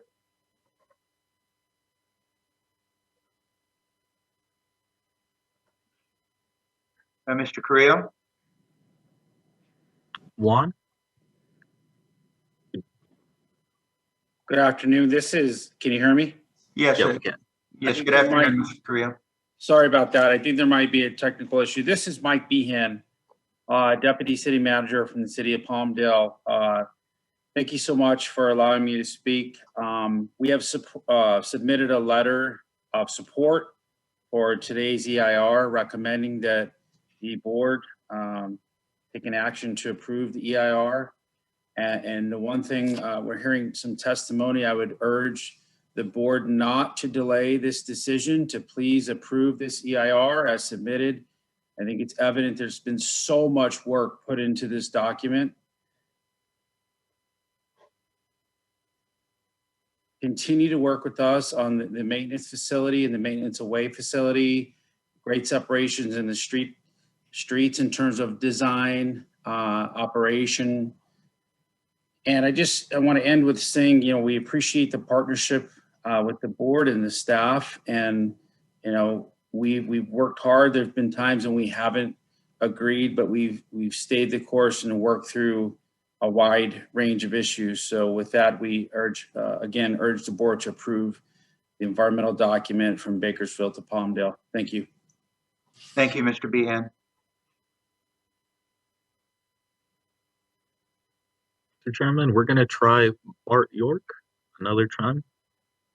Mr. York, you want to provide your comment?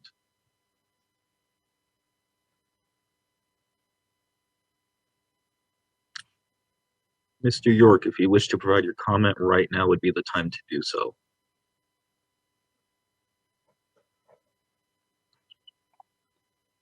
All right, why don't we move on? Yeah. I'm going to provide the instructions one more time because it seems like Mr. York was the last person with their hand raised. So give me one moment and I'll briefly go over them. For all attendees who wish to provide public comment and are using the Zoom application, please use the raise your hand feature, which is typically located at the bottom of your screen, so that I may call on you to provide your comment. If you're dialing in by phone, pressing #2 will raise your hand and put you into our queue. Speakers will be called in the order that their hand is raised. Mr. Chairman, I lowered Bart York's hand and he raised it again. So I'm going to call on Mr. York one more time to provide his public comment. Good afternoon, Mr. York.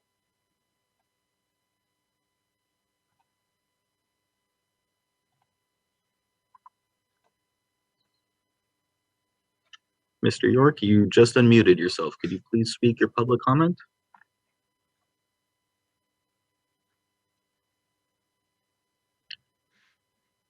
Apologies, Mr. Chairman. It seems like Mr. York is still having. If he's listening to us, Mr. York, if you're able, you can forward your comments by email to the high-speed rail email address, which is, go ahead, Mo.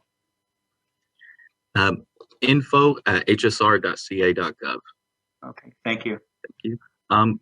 We do have another attendee with their hand raised, a Christine Penrod.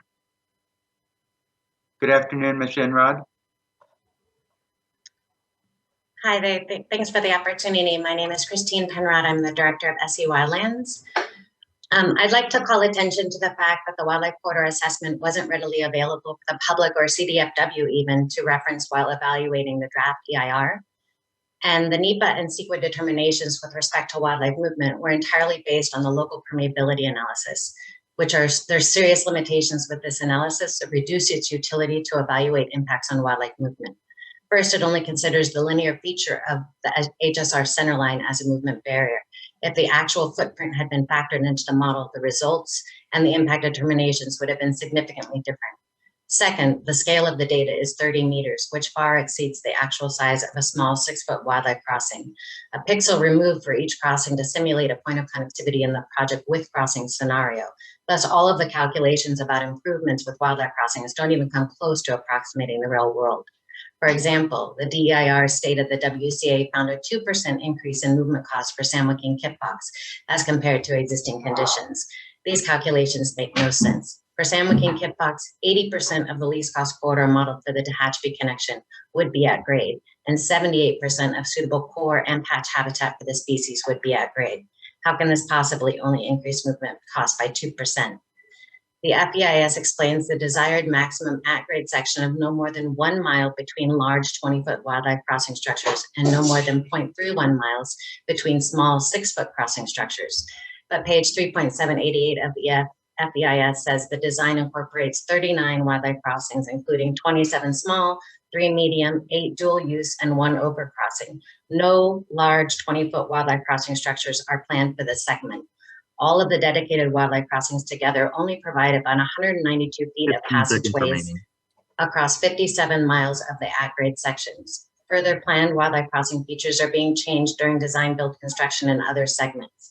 I respectfully ask the board to postpone the vote on the final EIS until these issues related to wildlife movement are adequately addressed. Thank you. Thank you, Ms. Enrod.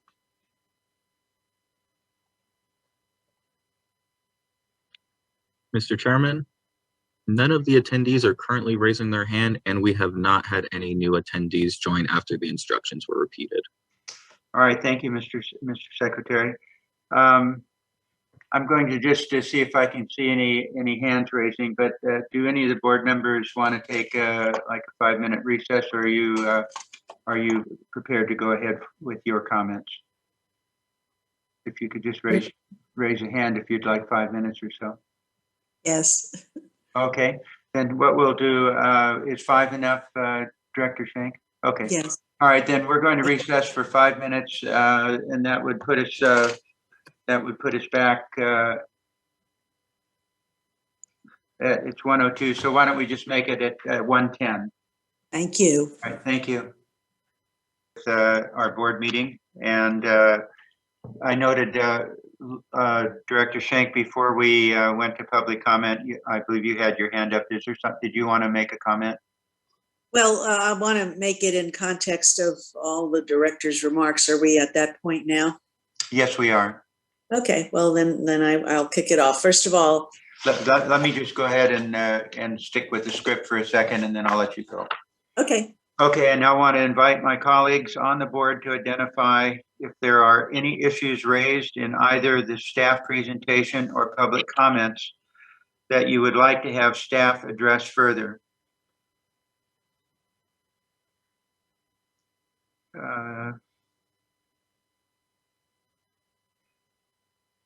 And with that, Director Shank, you've got the floor.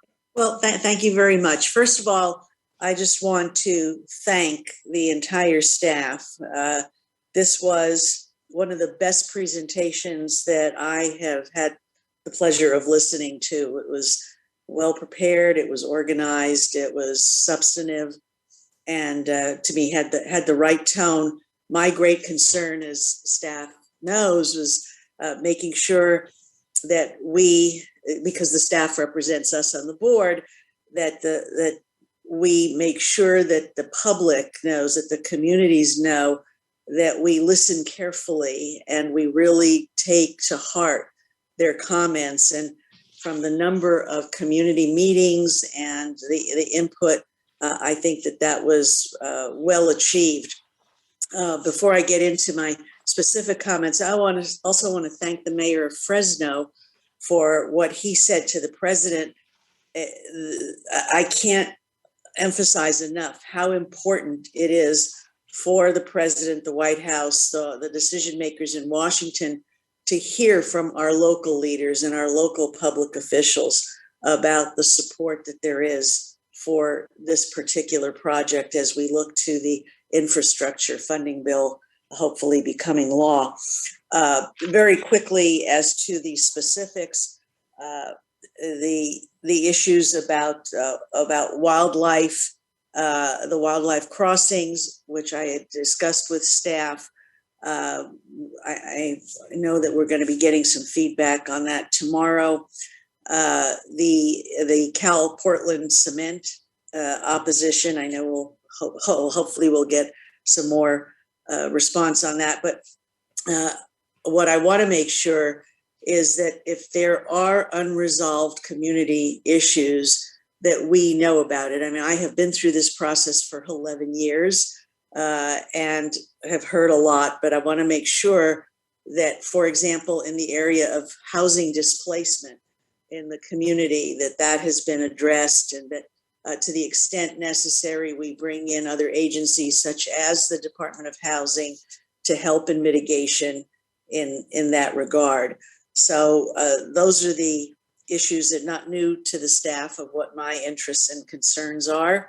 But again, I just want to say that this was an outstanding presentation based on a lot of hard work, long hours, things that we on the board may not know, but certainly the public would not know either. But it's just a wonderful effort, and I thank everyone, Brian, you and your entire staff. Thank you, Lynn. And just for our own reference, as noted in the agenda, while we take up some other business items, then break for the night, staff will consider those public and board identified questions or issues and will be prepared to offer responses tomorrow morning when we reconvene at 10 o'clock. And so this is also the time that any issues that any members of the board have and would like to have addressed, as I mentioned earlier, now is the time to identify them. So with that, I'm looking for, yes, Director Scutia. Thank you, Mr. Chairman and board members. And I also would like to add myself to the comments made by our board member, Schenk. You know, great presentation.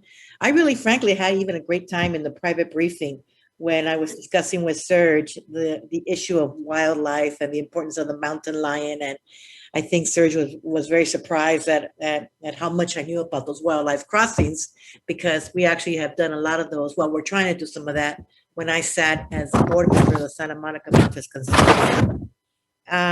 My question really, it's several questions, and it comes from the perspective of, as I've told this board before, I am a victim of the East LA freeway interchange, the largest interchange in the world, literally in front of my home for 20 years.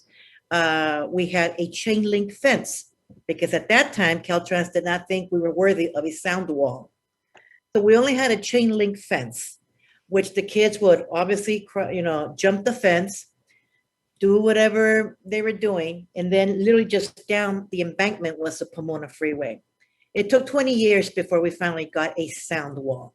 And by we, I mean those of us that lived in East LA, which is unincorporated, which means that when you're unincorporated, that means you have no political power. So what did I get out of living in front of that freeway? Noise, vibrations, the pollution, obviously, and obviously with high-speed rail, we're not gonna get pollution. But the issue of noise and vibration, and even the aesthetics, is still an issue that came out loud and clear in all the voluminous pages that we read in terms of environmental impacts. I'm very curious about, and I have very specific questions. There was a comment being made that we were minimizing impacts to Edison School. Can you tell me what were the impacts that Edison School is going to suffer, and what is the mitigation is going to be happening? Because I've been trying to read that in these materials and I can't find anything on Edison School. I can answer Rick, that. yes, please. Yeah, sure. We can, we don't have a direct impact on the property. It's noise and visual because of our proximity to the school as we go through that area. And that's why we went with the alternative 2, which is on the other side of the freeway from the school. We were trying to get as far away as we could to minimize those impacts. Thank you, because, being a child of the freeways, even, we're battling with school boards who are trying to locate schools near the off-ramps. And so I had to actually do a bill to prohibit the construction of schools near freeway off-ramps. So I'm glad to hear that you're trying to get away from the school. So let me check that off my list.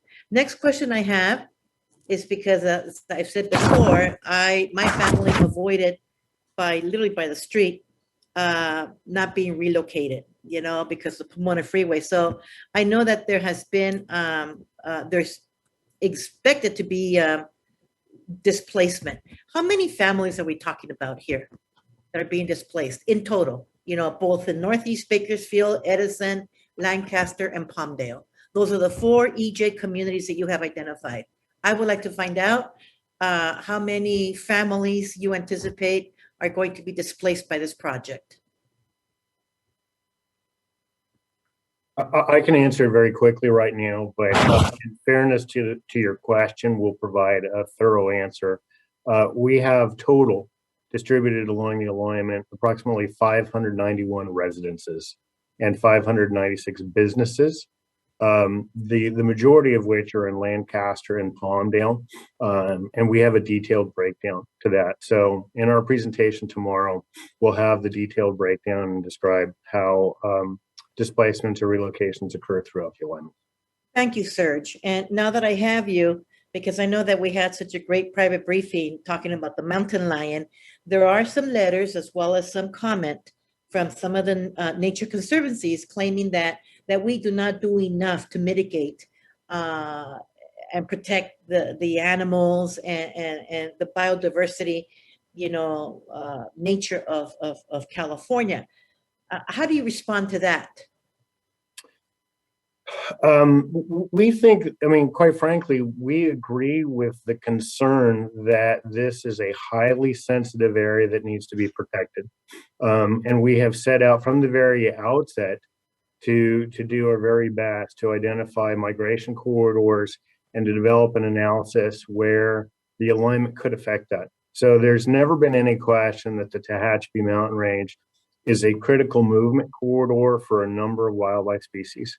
But we do take exception with some of the characterizations.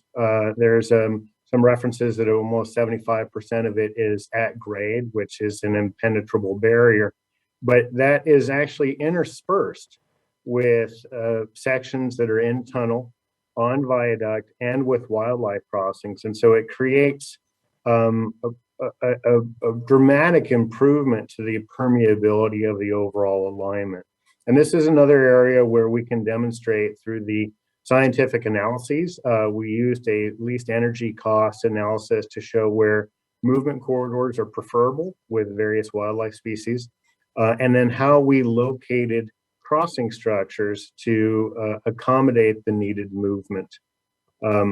So we believe that in fairness to the resources, we identified potentially significant impact with this project, and then incorporated the improvements with the crossing structures to mitigate that.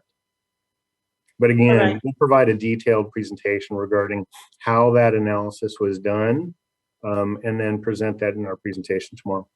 Thank you. And also along the way, because obviously this is just the first step of, of many, I would still be very interested in being kept apprised of the status of the families and the businesses that are being relocated, or the ones that decided to be relocated, and what remedies they chose, in terms of relocation. That to me is critical. We cannot forget about these families. And last thing, like I said, as being the kid that grew up in front of a chain link fence as well as a sound wall, what is going to be the first option if you have decided that in this precinct, that there's a lot of sound and vibration. Is your first option going to be to put up a sound wall? Is it going to be a chain link fence like what happened to me? Well, we have an analysis to identify how the potential sound effects will occur. And then we have analyses regarding how some of those sound effects could be mitigated with sound walls. So, and again, our analysis interprets, for the purposes of CEQA, a worst case scenario. And so the first measure of protection is a sound wall. We do have a process by which we evaluate a cost benefit regarding how many affected families could benefit from this and incorporate the protections where it is reasonable within our cost allowances. But aside from that, we also have additional measures where before we finalize the design, we'll do additional analyses, and then we'll work with the communities to identify what appropriate or additional noise mitigations may be valuable. And those could be installations for homes or noise easements. But first and foremost is working with the communities to identify what the impact would be and what the appropriate mitigations would be. And this is something that came up with the community of Tehachapi. They have a community that is of manufactured homes, and we're concerned that our cost analysis was inadequate. And so in working with them, we updated and revised our cost analysis, and we're able to incorporate a sound wall there. So our first effort is to work with the communities to incorporate the best practice that we can.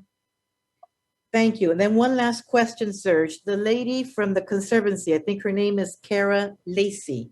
Correct. Indicated that there had been no outreach done to the Conservancy until just right before the release of the draft EIR. And I know that this process is still one. I would hope that you know, as you move forward, that you do try to reach out to these groups sooner rather than later, and let them from the very beginning be part of the solution, you know, because maybe they have some better ideas than we do, especially in terms of mitigating the impact on wildlife and the biodiversity of that area. Understood. And we've actually, the staff have included as a part of the resolution, a commitment by the board to direct staff to continue our outreach. And so we'll work not only with the agencies, but with all of the wildlife stakeholders. And Cara had mentioned some of our outreach and coordination with the San Jose to Merced project section. That section has had a robust outreach program that has been coordinated. We have two stakeholders along the way that have been a unifying force in partnering with the authority. That's the Santa Clara Valley Habitat Agency, as well as the Grasslands Water District. And so there's a number of stakeholders along the area that are interested in protecting the resources out there. And so it's, I'll admit, it's been a more robust coordination with the stakeholders along those project sections, or that project section. And it's something that we can augment in our work going forward. And so I do want to reiterate that when we've been asked, we've absolutely met with them. We met with the center recently. We've met with the Nature Conservancy. We did a lot more while we were doing the alternatives analyses, but we met with them in April of 2020. And then they also joined a couple of meetings in partnership with some of our other stakeholders, like the Kern County COG, when we were talking about road improvements that the authority would be partnering on, and how we could improve or optimize our location of wildlife crossing structures so that we benefit both the high-speed rail facility and the adjacent existing Caltrans corridor as well. So this is an opportunity for continued coordination, and I've expressed to the center that we're committed to partnering with them going forward. We still have Palmdale to Burbank that is coming as a draft this fall, and San Jose to Merced, which is still a work in progress. Thank you so much, Serge. No more questions, Mr. Chairman. Thank you, Director Escutia. Yes, Director Williams. Thank you, Mr. Chair. Just want to first echo my colleagues who observed the extraordinary amount of work that went into this, and Brian and everyone, all the staff involved. Very, very impressive. Thank you also for taking all the time that you took to brief us and spend time with us going through some of the details of these issues before today. I want to say just for a couple reasons, primarily for the benefit of the public to know kind of the, what we hear beforehand is essentially what you hear. We do have an opportunity to work with staff to ask some of these questions, but I want to make sure that you know what I probed as part of those conversations that we had with staff ahead of this. And it is picking up on what my colleague, Director Escutia, zeroed in on with respect to the impact on the EJ communities along this alignment, from Bakersfield to, Keene and Tehachapi and Rosamond, all the way into Palmdale and Lancaster. Because I think this is indicative of just how we will operate as a board and how we will be as a community partner throughout this project. So how we handle ourselves and how we lay the foundation for how we engage with these communities at this point through construction and then into operation. I share some of the same concerns with some of the other environmental impact, but I want to just emphasize the point with respect to the displacement and the operational, both from construction and operational impacts on the communities surrounding this alignment, the noise, the vibration. I think the staff knows that we've spent a lot of time talking about this because I have direct experience, both not so much as close as Director Escutia, but I know these communities in Bakersfield in particular, which is my hometown. I know those communities. I know where they are. I ran around those streets as a kid. Very familiar with that route through there and those communities, and looking at what I think we'll see tomorrow in terms of some of the, what that might look like and how those alignments will go through those communities and how close they are to those homes. But also have personal experience with my in-laws in Japan, who live just blocks away from the high-speed rail that operates in Japan. And I can tell you, I was talking to my wife this morning, more than 100 trips through that thoroughfare a day for 18 hours a day operationally, causing significant noise and vibration. And this is a situation where we know what we know today, but I want to make sure that we remain committed to working with these communities, both through construction and operation, when we know what we know, which is once those trains start going through those communities and once those impacts are felt, long after people have decided to move, the relocation has happened, those who remain, those schools that are nearby, those routes throughout this entire system. So I just want to make sure that we are very clear and transparent about not just the mitigation that we're making today and the things that we're doing. I appreciate that. We're going from 66 decibels, making a 5 decibel mitigation in noise. Doesn't sound like a lot. It'd be helpful to know kind of what scale that really means. What is the vibration like? So I know I'm going on and on here, but I just want the record to be very clear that as an authority, if we approve this, as I hope and expect that we will, that we remain committed throughout this project to working with these communities as we address these issues and all the way through operation. Anybody who's flown out of Orange County knows that there's a steep takeoff because of those multi-million dollar homes that are right underneath that runway. They made operational changes to accommodate that. I expect and hope that we'll do the same. So I just leave that as a comment. I may have more questions to probe tomorrow about this, but I just want to make sure the public understands how important this is to, I think, the board, and share with my colleagues that we make sure we get this right throughout this entire project. Thank you, Director Williams. Thank you very much. Director Boutros. Thank you. First, I will associate my comments in praise of staff and all the effort that has been displayed and I would say thousands of pages I looked at.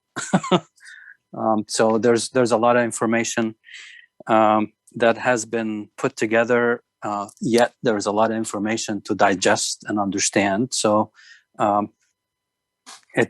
to a certain extent overwhelming, and I understand the diligence that went on part of the staff to make sure that they were able to summarize it to the extent that they did, at least today in the presentation. Very well done in terms of the presentation. I've also had some discussions with staff in a briefing, and I've raised some concerns, and I will summarize those. I won't really go into a lot of details here, but I'll just summarize them, and hopefully we can talk some more tomorrow. So to begin with, I have a really good, major concern about the Cal Portland alignment, that area in particular, because of safety for the train system and really basically structural adequacy of the system as it moves forward in time. If the blasting will continue, if the excavation continues, I'd like to really identify those zones, the buffer zones, if you would, right now, and not leave them to the future for future discussion.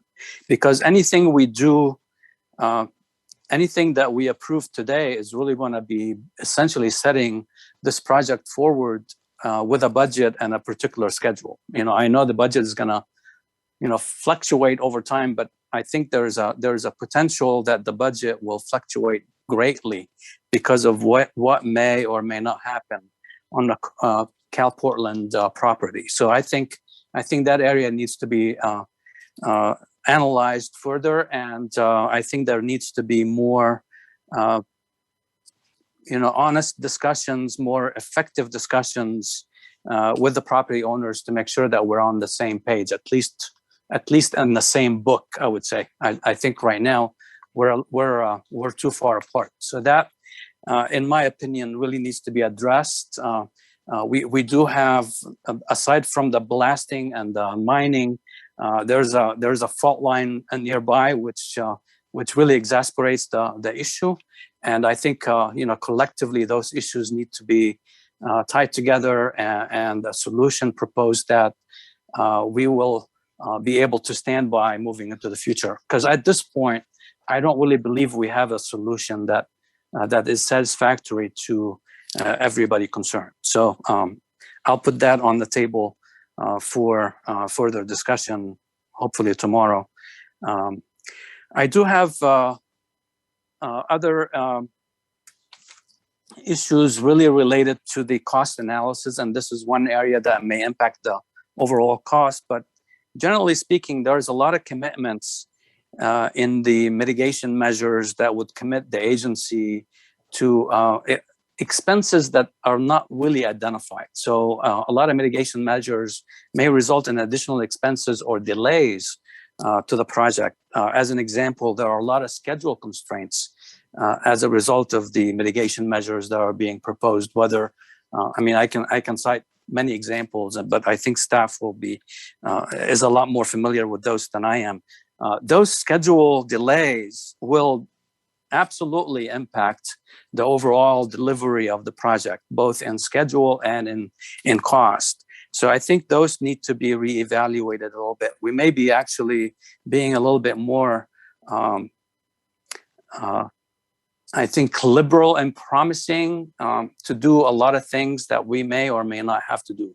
So I think we need to reevaluate some of those to make sure that we're not committing to things that essentially will derail the project. Looking at the existing contracts within the Central Valley right now, and the fact that those contracts were let at 15% design, which is where this project is right now, the certainties can be great, and we're experiencing that. So I think, generally speaking, when we're looking at an environmental document for certification or a ROD, we're looking at really a 35% level design. We're not looking at just 15%. So there's a lot more analysis and a lot more alternative debate, going on to make sure that everybody is really on the same page. There's another area in the Palmdale the Palmdale area where we're looking at relocating UPRR lines.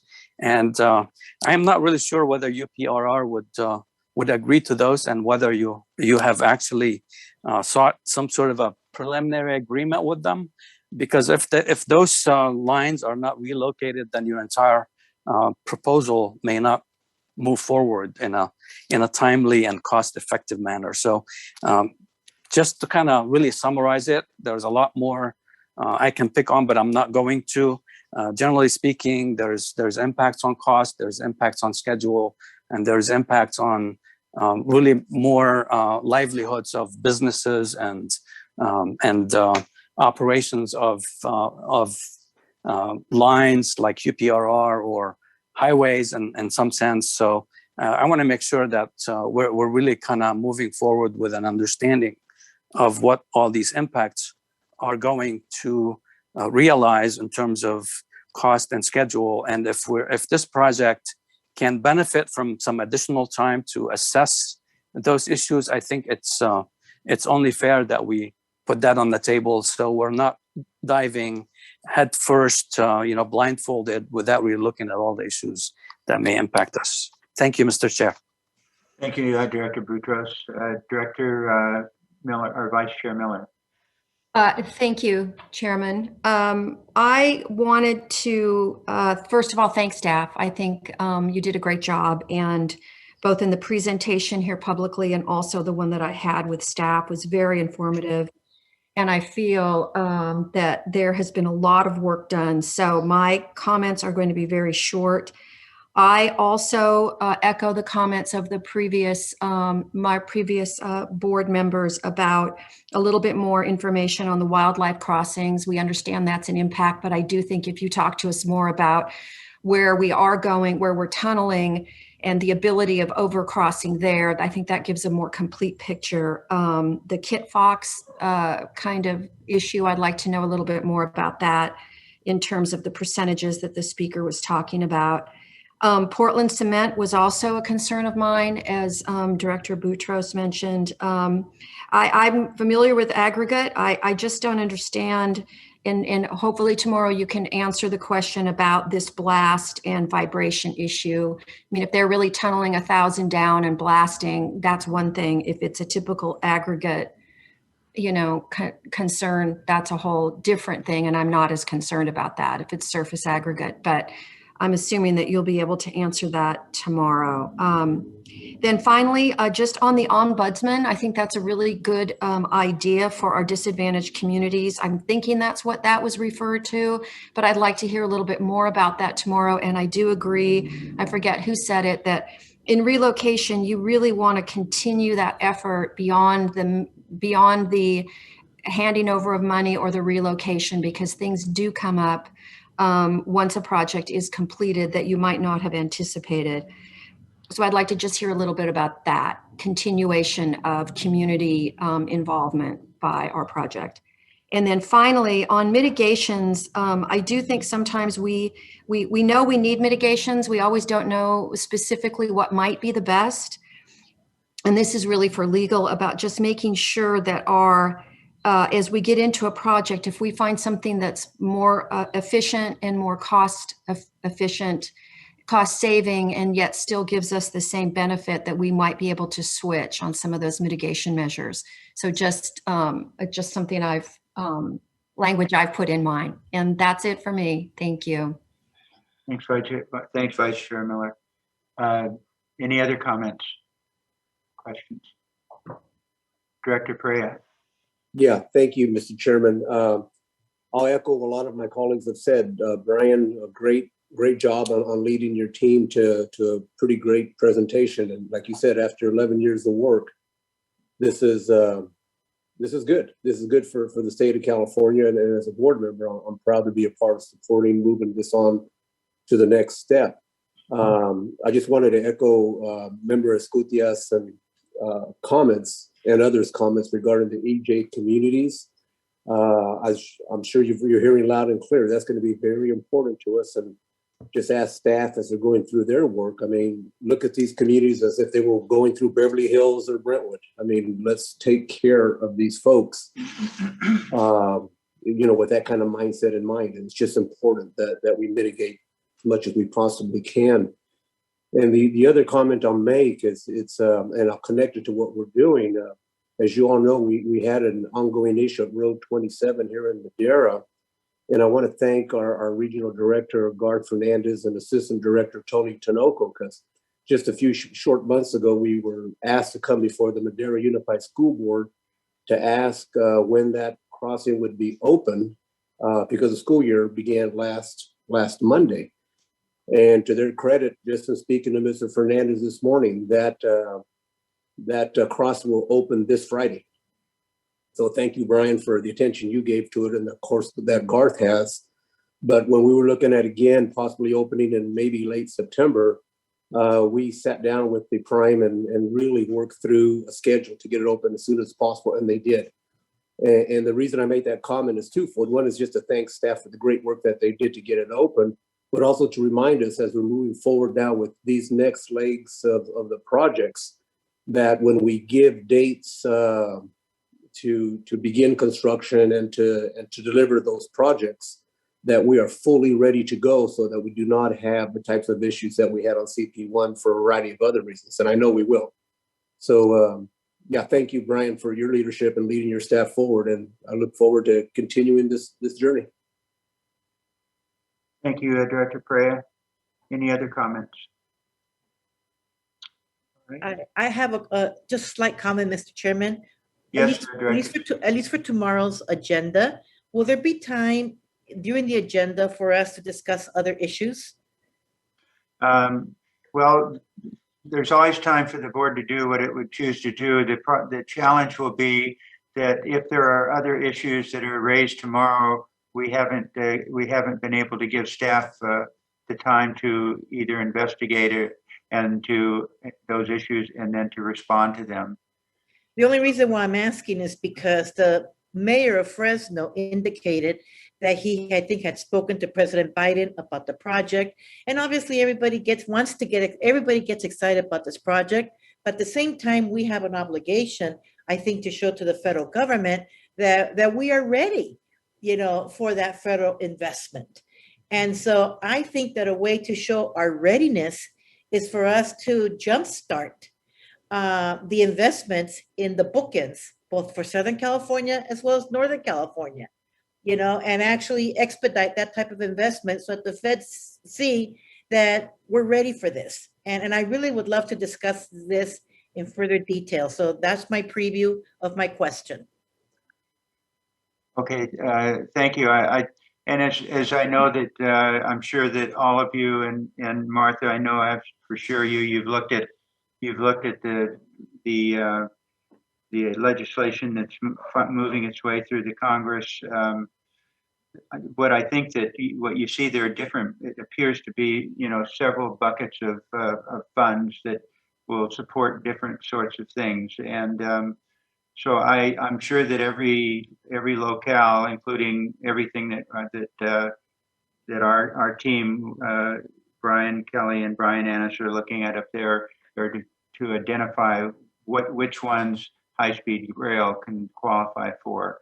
I would be very surprised, but I'm certainly hopeful that all of the leaders around the state of California are doing the same thing. That being said, I certainly don't want to ever give any impression of putting the muzzle on anybody, because you need to address whatever. I'd really like to try to keep the focus as much as possible on the approval of these environmental documents. That being said, you certainly should address what you might have in mind tomorrow, and you bring more years of experience than most of us can dream. So I'm confident in how you in what you might have in mind and what you'd like to address tomorrow. Well, let's just make sure we got it agendized. I just want to check with our council to make sure that kind of conversation is appropriate during our EIR hearing. Yeah. Thank you, Vice Chair Miller. Here comes the muzzle. Here comes the muzzle. Yes, I'm so sorry. Got it. I think there's no muzzle. You know, No, I just want to reiterate. There's no muzzle here, but what we do need to, you're too funny.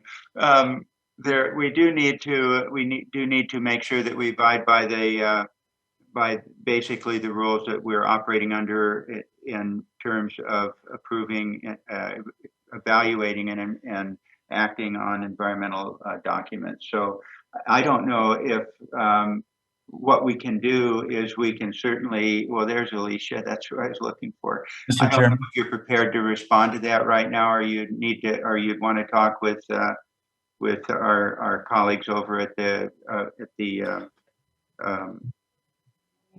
No, to Danae. Yeah, two answers on this, Tom. I mean, we always need to stay within our agenda. Okay. And while that issue is super. Well, I think what Martha was trying to do is find a way to keep it within the agenda, and that's, I guess, making it very clear as you do and very succinctly. I just want to say, if not now, then when? Yes, just tell me when.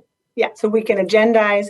I believe our CEO is going to be at least touching on this topic during the CEO presentation, and maybe that's a better time. Thank you, Mr. Chairman. I was going to say that we'll talk a little bit about what's pending at the federal level on funding during the CEO report today. That may be a place to talk a little bit about this. Okay, we'll do that. And how about any other comments from board members? Okay, seeing none, I would only say, because you've identified probably the ones that the rest of us who haven't said anything would say. I just must say that the commitment that I see each of you have, and the time you spend to get the job done right, I'm really honored to be able to serve here with you.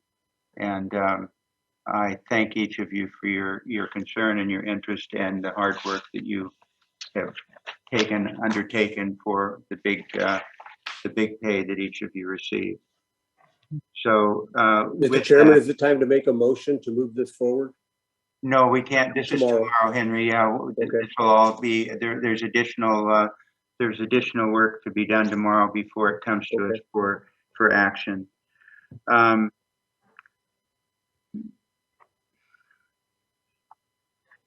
Okay, and with that, we'll move on to the next agenda items. And as you note on your agenda, we've got two. Tom, maybe go ahead and excuse the team to go start working on all this important work. Yes, of course. I only ask Rick and Serge to stay so that they could hear all of the comments and questions raised by board members. But please, I'm sympathetic for what you have to accomplish in the next 14 hours or so. Thank you. Yeah, please leave. And again, thank you very much for, I think what Lynn said is true. I can't think of a better presentation than I've ever witnessed than what we saw today over the years. It's thank you. Thank you very much. Thank you to all of you. Thank you. Okay. So, and with that, we'll move on to the next agenda item. So I think you're going to deal with a couple of things or have some comments pertinent to what our most recent discussion was. But CEO Kelly, you've got the floor. Mr. Chairman, thank you. I have a very brief PowerPoint. The thought today was, as all of you read in the paper and know, there is legislation moving at the federal level to invest in infrastructure. And I wanted to go through how we assess that right now. And with the note that it's not done going through that process yet. And so I wanted to describe for the board how we see what's in some of the federal legislation that's pending. I see it optimistically because of the volume of dollars that are in it.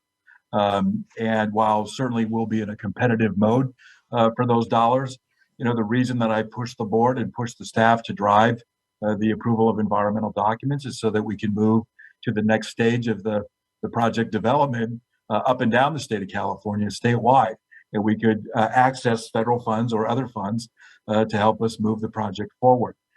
So with that said, I just wanted to update the board on the status of the federal bill in terms of how it affects us or how we see it, and then what's still to come on this to watch out for in the next week or 2 weeks at the federal level. And then beyond that, there will be time to come back to the board when the bill is law, and we know exactly what's in it for the authority and can talk about various options for us. So this is just a simple chart, but it sort of goes through it. This may look familiar to something that we talked to the board about when the Biden administration first pitched the Build Back Better program. These are pots within the federal bill that reflects what they call the bipartisan agreement. This is the bill that was approved by the Senate on a 69-30 vote about 2 weeks ago. I want to walk through with this because there's a lot of noise about how much is in for high-speed rail, how much is not in for high-speed rail. And from where I sit, I see opportunity, and I see a lot of opportunity because I think it's really important to note for the board that this level of investment in transportation and in rail has not occurred in 20 or 30 years. I mean, this is not a small matter. And so I want to just go through what we see in the federal bill, have you understand why we see opportunity here, and then note for you what we think is yet to come as it gets back to the House and the House considers it.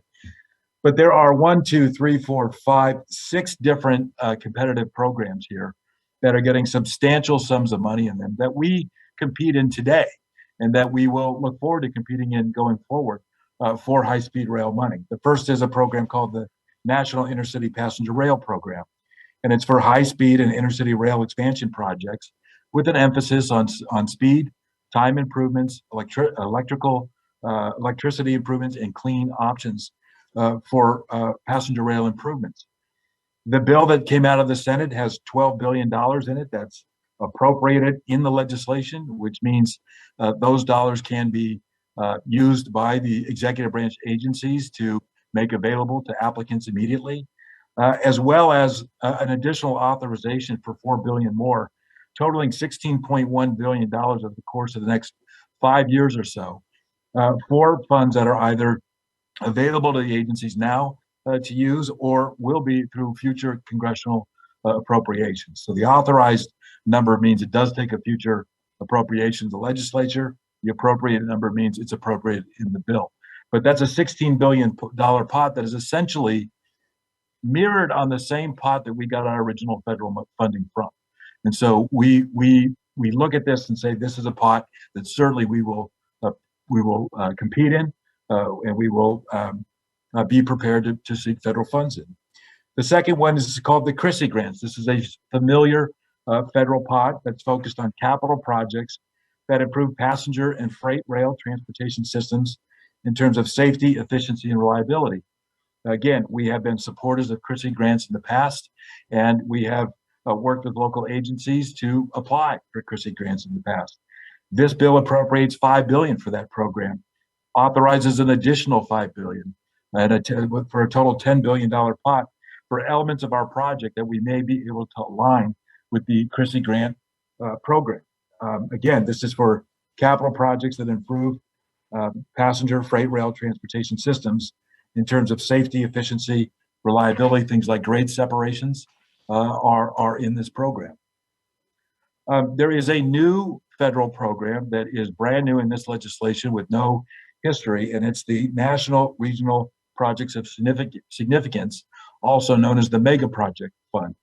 And this is a program that's got appropriated and authorized funds totaling $10 billion. The emphasis of this program is to improve intercity passenger rail performance, reduce trip time, increase frequencies, increase higher operating speeds, expand capacity, and support electrification of rail.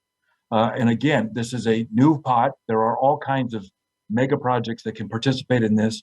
Things like competitiveness, economic development, GHG reduction are all elements for this program and how these dollars will be delivered throughout the country.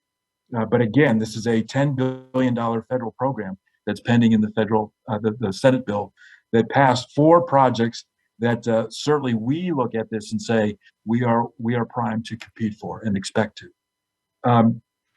The next one, rebuilding American infrastructure with sustainability equity. These are called RAISE grants. We currently have 2 RAISE grants pending with the FRA. And we're hoping to hear about how those go come November. And so again, these are projects that invest in road, rail, transit, or port projects that promise to achieve any number of national objectives. Those are safety, those are increase in intercity rail projects. We are applying them for advanced planning at the Palmdale station, and we're applying for work we're doing in Wasco, currently pending applications for the RAISE grant. So again, this is a place we play. $7.5 billion is appropriated in the Senate bill for that program. Infra grants, as many of you know, we just applied for an infra grant at the federal level. In this case, we didn't get it this round, but we are eligible to be continued applicants for infra grants going forward. And again, freight projects of national and regional significance available for rail and highway crossing projects. And again, that's where we think there's some import to us. For example, you heard in the presentation today, where as we come into Palmdale, we align a rail corridor that includes us, Metrolink, and the freights, and a series of 11 grade separations to make that a more efficient stretch there. That's the kind of project that, again, we think an infra grant can apply to. And it's up to us to assess all of this, align a strategy to go compete for these funds for components of our project, and then get to work. And then finally, the Rail Highway Crossing Elimination Grant. This is a longstanding program that's been in the Highway Trust Fund for several years, but again, focused on safety, a lot of grade separation elements in this program as well. This is what you call contract authority for $2.5 billion, with $3 billion appropriated in the bill. The contract authority means that as it's a part of the Highway Trust Fund, it does not require a future appropriation to be released, and the executive branch agencies can put these dollars to work.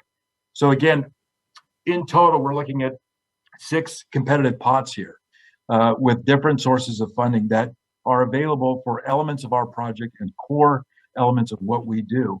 Those 6 projects combined to include about $56 billion available in the Senate bill right now. So yes, we have to compete. We have to go do our work.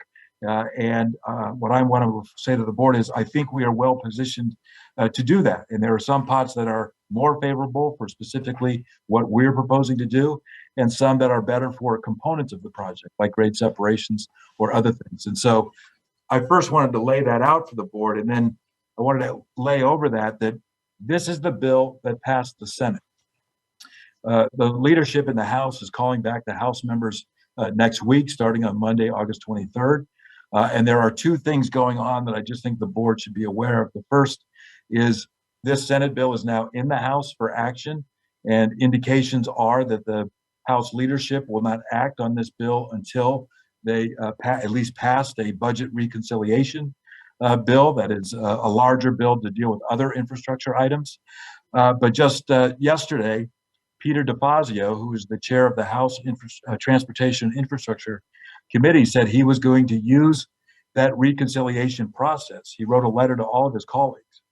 He's going to use that reconciliation process to remedy some of the flaws he saw in the Senate bipartisan bill, and intend to focus on programs that reduce carbon emissions from surface transportation, and specifically look at increasing funding for ports, more transit funding, reconnecting neighborhoods, and per his letter, robustly funding high-speed rail. So as the House comes back and we look at how they act on both the reconciliation and this infrastructure bill, we see opportunity in the Senate bill now, and we see potential for more funding available for this program as the House takes up the work. So it will be something to watch over the course of the next couple of weeks. And I'm hopeful that by the end of August, we're going to have a very clear sense of what's in the federal bills and the opportunity it presents for us. And then, of course, we have to strategize and make sure that we are putting together opportunities and programs to invest in elements of this program. You know, it's going to be up to the board and others to determine whether we want to, as we have proposed in our business plan, get the operating segment going in the Valley, complete our work there, and at the same time, find those places for targeted investments up and down the state. The biggest thing that's changed in this conversation, which is a true paradigm shift, is for 4 years, we've had no federal partner on this program.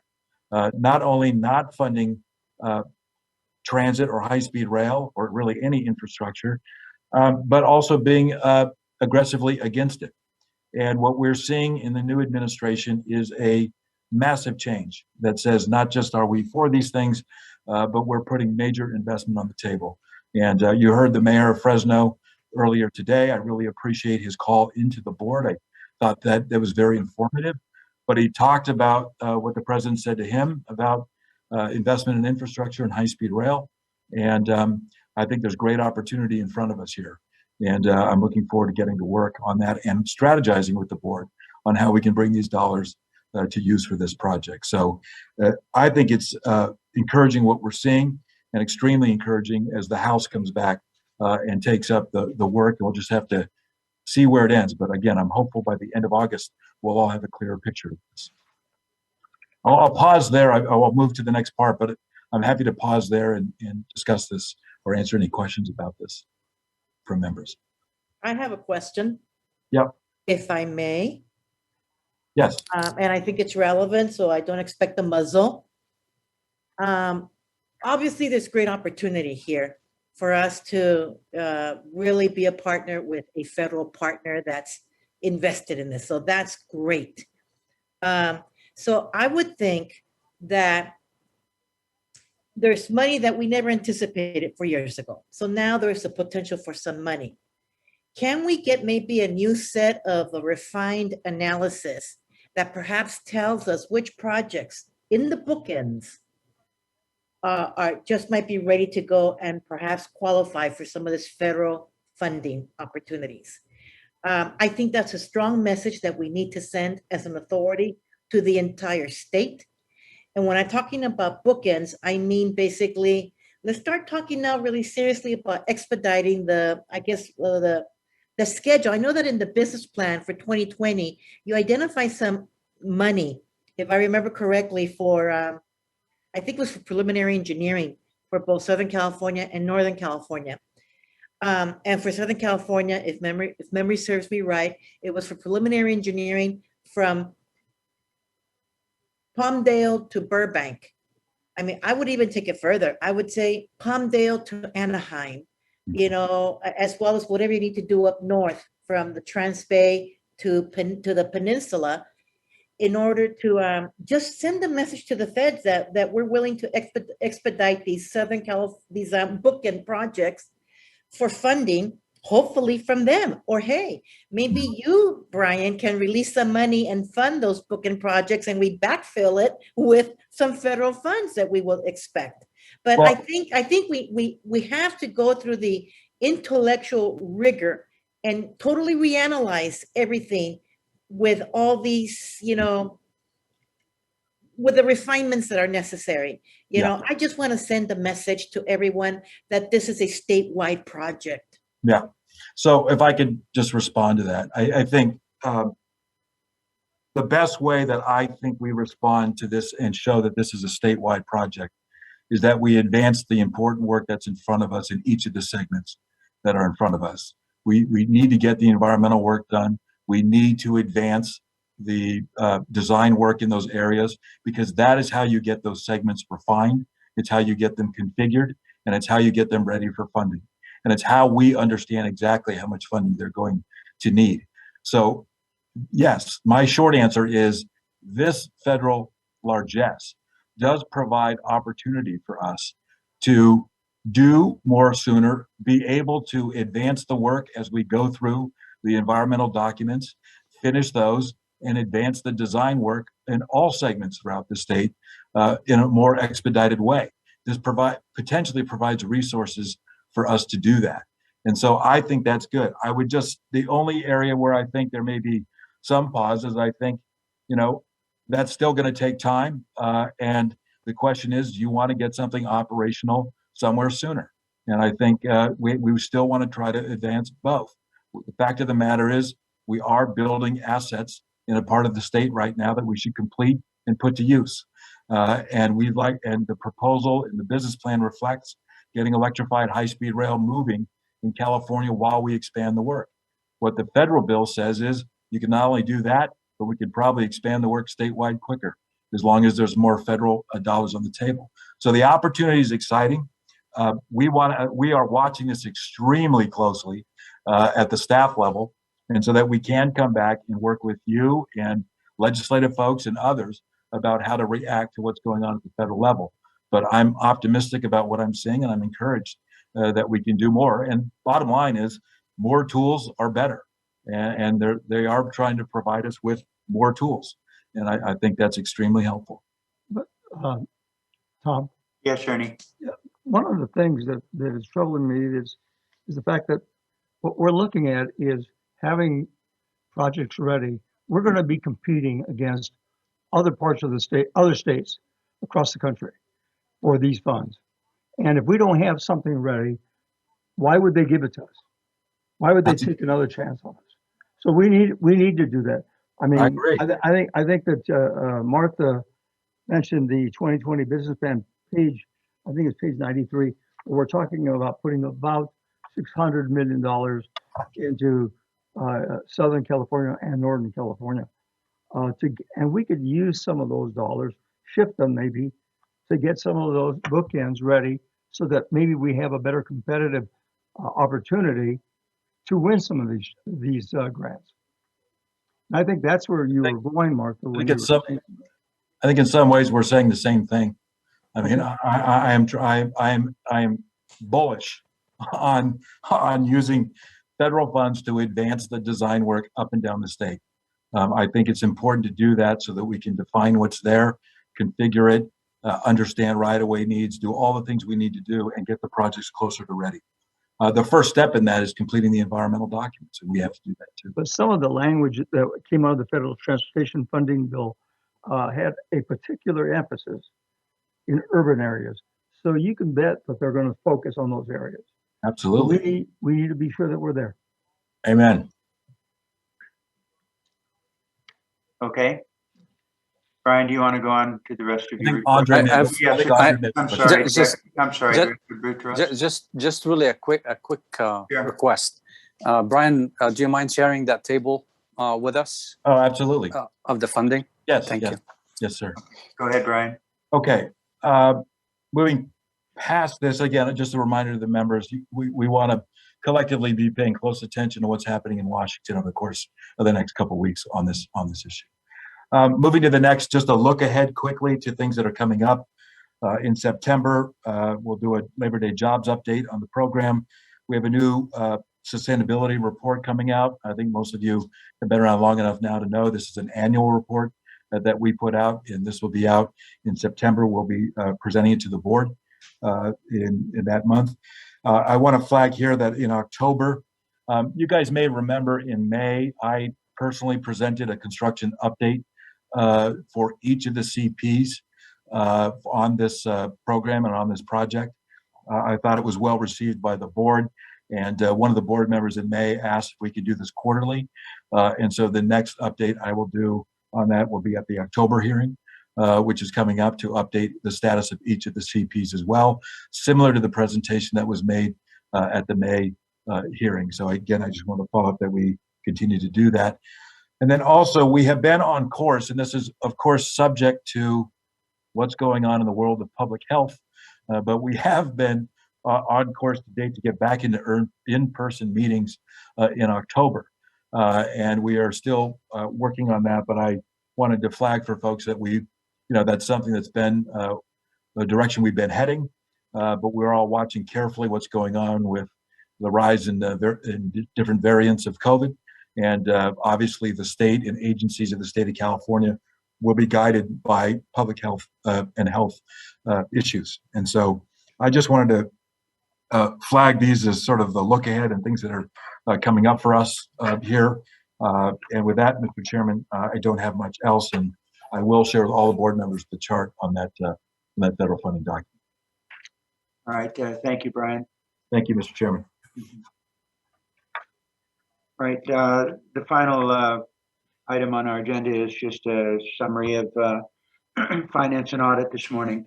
I'd like to start with just making sure that board members know that the finance and audit information that comes to the committee is available on our website. And I certainly encourage you to avail yourselves of looking at that at whatever times you have available. Alternatively, you are certainly all welcome to join in. You can't join in as a questioning member, but you can certainly be in the audience for the Finance and Audit meetings each day or each month that precede the board meeting. And you'll get a more detailed information than what you're getting in this short report to you. And by the way, as I've mentioned in other months also, so the information that we're reviewing today is information effective as of June 30th of 21, which was the end of the fiscal year 2021. The administrative budget, we track the administration's budget. As you know, administration is limited. I think it's to 2% of what we spend as an authority. The administrative budget, the spent portion of it was 57.6% in the 2021 fiscal year. Vacancy rates, vacancy meaning employees, dropped over the previous month by 2.5%, down to 21.9%. There were 9 positions were filled. You may recall at the end of the previous fiscal year, we picked up an additional 85 state positions. And so while the rate of vacancies may somewhat similar to other agencies, we also had to absorb the 85 positions that were granted to the authority in the previous year. On our capital outlay budget, as you recall, our budget for the 2021 fiscal year, 2021 fiscal year was $2.9 billion. We spent about a little over 41% of that, about $1.2 billion. The design build expenditures for the month of June were up 55 to 55.9 million. From the previous month, which was 48 million. Our overall CP expenditures, our construction package expenditures, which involve more than just construction, for the month of June, were a little over 105 million, up from 63 million the previous month. The state match that we've been following so closely for all these years, for all practical purposes, we've met that match. We've got, in combination with what's been approved and up to be approved, it's about 100.7% of what the requirement is. And I would suspect within the next 60 days or so that balance of the funds of the match, which are under review at the FRA, will probably be completed, and we will have officially met that match. I might mention to you also, as you're aware, our FY10 funding, as a result of the resolution, our settlement of the litigation we had with the federal government, is back now available. We're not using it in the current year. It'll probably be 2 or 3 more years down the road, based upon what the requirements were and as to when and for what we use it. That 927 million also requires a federal match. Or a state match, I'm sorry.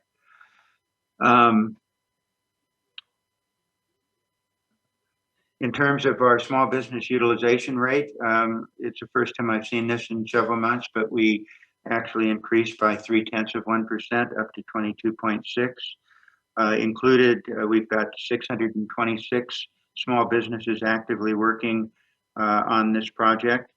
201 of them are disabled business enterprises, and 70 are disabled veteran business enterprises. On our contingency summary, the total allocated ever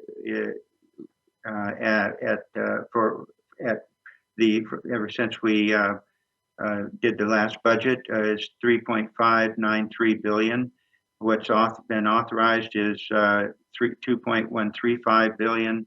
The balance is 1.458 billion. Of that, those are those are broken down into different categories of contingency. The portion that we watch the most closely is what do we have left in our CPs for construction, and we're at about 606 million left. In our labor on the jobs, it's increased another 14 positions on an average monthly basis, up to 1,100 people working in the construction portion of our project. That's up from 1,086 the month before. In terms of our structures, we have underway or completed 65 structures. The total required is 93. It's an increase of 1 from the previous month. In Guideway, there was an increase of 2 miles, up from 84, up from 82 to 84 miles, with 119 miles required for the 119 miles that are under construction. Utility relocations, basically third-party agreements with in the utility areas. There are, in the 119 miles, a requirement for 2,064 relocations. 621 have been approved and have been completed, and another 554 are in progress. It's a little over around 60% thus far. There's still 790 that have not been constructed. The planning for them, the plans, et cetera, are in various stages of completion and have not at this point been approved by the utilities or the third parties that are being relocated. On right-of-way, 1,896 parcels have been delivered. It's about 83% of the 2,292 that are required.